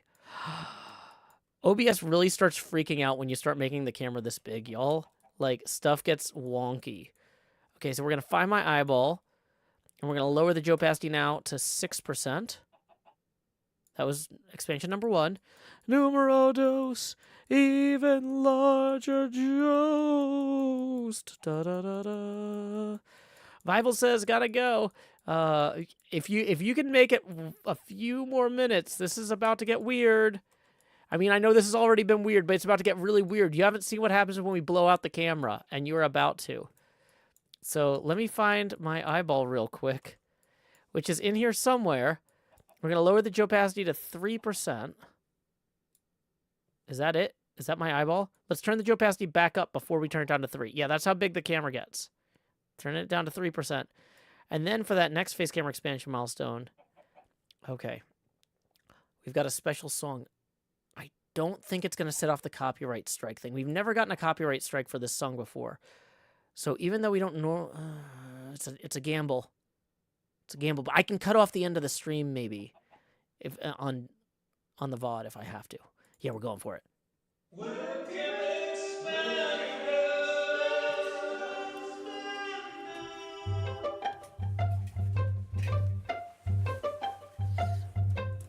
Dear live stream views, will you watch my face? It took up your screens and began to fade.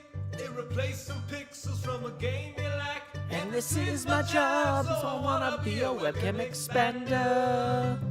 Webcam expander. It's off-color optics from a broken cam, and some of the chat just throws up its hands.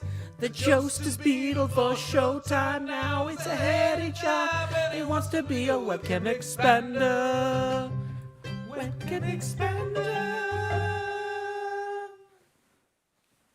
Webcam expander. Webcam expander. So, hey, what up, everybody? It's me, the Beetlejuice. I'm hanging out down here in slot 9, putting the hot in the hot bar. Get this honey out of the way. I'm sweet enough as it is. There we go. Yeah, hey, everybody. I hope you're having a fantastic evening. Glad that other guy read to you for a while, so I don't have to. So, not. I mean, I could read this. I could read a whole book. Yeah. Where is it? Yeah. Hold on. I'm a talented person too. Why? Oh my gosh. Why is this the Wikipedia page instead of here? Let's see. Yeah. Here we go. I mean, this is just an example. I don't need to do the whole thing because I'm good for it. But yeah, here we go. The Pit and the Pendulum by Edgar Allan Poe, published in 1850. Hey, that's contemporary with Moby Dick. Oh, good. It starts in Latin. Oh, well, luckily, I'm very well educated, and I also died in Greece, which, I mean, is practically Rome if you don't care about the Mediterranean. Anyway, impia tortorum longos hic turba furores, sanguinis inaqui, non satiata aluit. That sounds French. Aluita sospi nunc patria, fracto nunc funeris antro, morbs ubi dira fruita, vita salsaque patent. I don't know. That's why are you starting the story with Latin, Poe? What do you got to prove? What do you got to prove, Edgar? Anyway, I was sick unto death with that long agony, and when they at length unbound me, and I was permitted to sit, I felt that my senses were leaving me.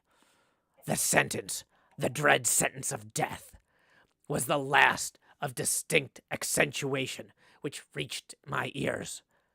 After that, the sound of the inquisitorial voices seemed merged in one dreamy, indeterminate hum. It conveyed to my soul the idea of revolution, perhaps from its association in fancy with the burr of a mill wheel. This only for a brief period, for presently I heard no more. Yet, for a while, I saw, but with how terrible an exaggeration. I saw the lips of the black-robed judges. They appeared to me white, whiter than the sheet upon which I traced these words, and thin, even to grotesqueness, thin with the intensity of their expression of firmness, of immovable resolution, of stern contempt of human torture. I saw that the decrees of what to me was fate were still issuing from those lips. I saw them writhe with a deadly locution. I saw them fashion the syllables of my name, and I shuddered because no sound succeeded. I saw, too, for a few moments of delirious horror, their soft and nearly imperceptible waving of the sable draperies which enwrapped the walls of the apartment. And then my vision fell upon the 7 tall candles upon the table. At first, they wore the aspect of charity, and seemed white and slender angels who would save me. But then, all at once, there came a most deadly nausea over my spirit, and I felt every fiber in my frame thrill, as if I had touched the wire of a galvanic battery, while the angel forms became meaningless specters with heads of flame, and I saw that from them there would be no help. And then there stole into my fancy like a rich musical note the thought of what sweet rest there must be in the grave. The thought came gently and stealthily, and it seemed long before it attained full appreciation. But just as my spirit came at length properly to feel and entertain it, the figures of the judges vanished, as if magically, from before me. The tall candles sank into nothingness. Their flames went out utterly. The blackness of darkness supervened. All sensations appeared, swallowed up in a mad rushing descent, as of the soul into Hades. Then silence and stillness. Night were the universe. I had swooned. But still, will not say that all the consciousness was lost, because what of it there remained I will not attempt to define, or even to describe. Yet all was not lost. In the deepest slumber, nah. In delirium, nah. In a swoon, nah. In death, nah. Even in the grave, all is not lost. Else there is no immortality for man. Arousing from the most profound of slumbers, we break the gossamer web of some dream. Yet, in a second afterward, so frail may that web have been, we remember not that we have dreamed. In the return to life from the swoon, there are 2 stages. First, that of the sense of mental or spiritual. Second, that of the sense of physical existence. It seems probable that if upon reaching the second stage, we could recall the impressions of the first, we should find those impressions eloquent in memories of the gulf beyond. And that gulf is, what? How, at least, shall we distinguish its shadows from those of the tomb? But if the impression of what I have termed the first stage are not at all well recalled, yet, after long interval, do they not come unbidden, while we marvel whence they come? He who has never swooned is not he who finds strange palaces and wildly familiar faces in the coals that glow, is not he who beholds floating in midair the sad visions that the many may not view, is not he who ponders o'er the perfume of some novel flower, is not he whose brain grows bewildered with the meaning of some musical cadence which has never before arrested his attention. Amid frequent and thoughtful endeavors to remember, amidst earnest struggles to relegate some token of the state of seeming nothingness into which my soul may have lapsed, there have been moments when I have dreamed of success. There have been brief, very brief, periods when I have conjured up remembrances which the lucid reason of a later epoch assures me could have had reference only to that condition of seeming unconsciousness. These shadows of memory tell indistinctly of tall figures that lifted and bore me in silence down, down, still down, till a hideous dizziness oppressed me at the mere idea of the interminableness of the descent. They tell also of a vague horror at my heart, on account of that heart's unnatural stillness. Then comes a sense of sudden motionlessness throughout all things, as if those who bore me, a ghastly train, had outrun in their descent the limits of the limitless and paused from the wearisomeness of their toil. After this, I call to mind flatness and dampness, and then all is madness, the madness of a memory which busies itself among forbidden things. Very suddenly, there came back to my soul motion and sound, the tumultuous motion of the heart, and in my ears the sound of its beating. Then a pause in which all is blank. Then again, sound and motion and touch, a tingling sensation pervading my frame. Then the mere consciousness of existing without thought, a condition which lasted long. Then, very suddenly, thought and shuddering terror, an earnest endeavor to comprehend my true state. Then a strong desire to lapse into insensibility.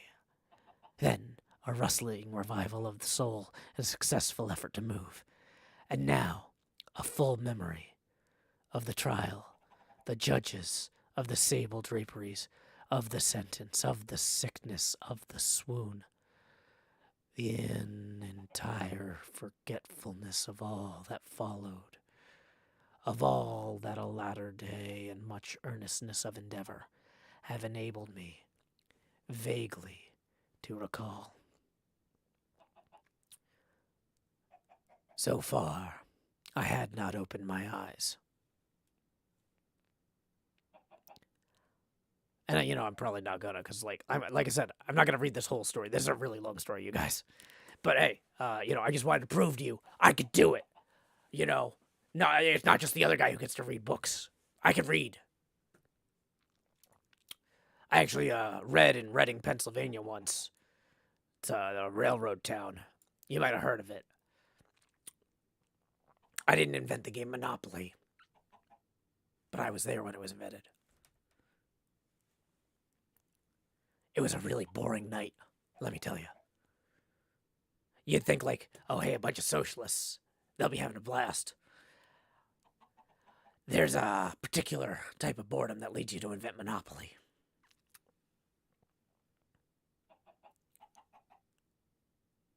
Anyway, so yeah, we did last call for tips already, but I saw one roll in while I was reading the Telltale Heart. We just got 25 from a dear Nexus, who says, "Howdy, Beetlejuice. I got so excited about the Beetlejuice, I almost missed my blood sugar monitor going off. Time to grab some stream snacks." Fantastic, a dear Nexus. Yeah. Anyway, hope you enjoy your garlic bread there. And spaghetti, that sounds delicious. Do I know the guy who invented the Mothman? I think the Mothman was prophesized, not invented. Come on. Anyway, what's Scar and Doc up to? Oh, they're stealing from Etho. I don't know. I'm not reading this well. I'm all read out. Anyway, thank you, everybody, for joining me for a fantastic stream. I had a great time, even though I only joined you for the end here. Let me go to twitch.tv/directory/following and see who is live. It looks like, hey, they're doing Saturday Night Classics. Oh, hey, they're playing Meteor, it looks like, over there at Fox Cities Pinball. We came in the last game of the night last night, so you didn't get to see much. But, yeah. Looks like they still have plenty going on. This is the sort of tournament, if I, there was no way for me to get up there this year. I've been to one of these weekend Classics tournaments before. It's a fantastic time. If you're into pinball, you got to get up to DePere, Wisconsin, and play some pinball with the folks up there. Tom Graff usually runs the show up there, but he hot seats with a bunch of other people in the stream. Especially looking at it, it looks like he's player 4 on this game. Looks like Cassidy Milanowski is up. Yeah, Meteor is a really interesting game. You gotta basically, it kind of simulates shooting meteors and stuff. It's weird. Anyway, when you get over there, our raid message is, howdy y'all, Joe Hill's raid here. Cool. Well, thank you so much, everybody, again. Until next time, y'all, this is the Beetlejuice from Nashville, Tennessee. Keep adventuring. Stop streaming. Stop in the stream.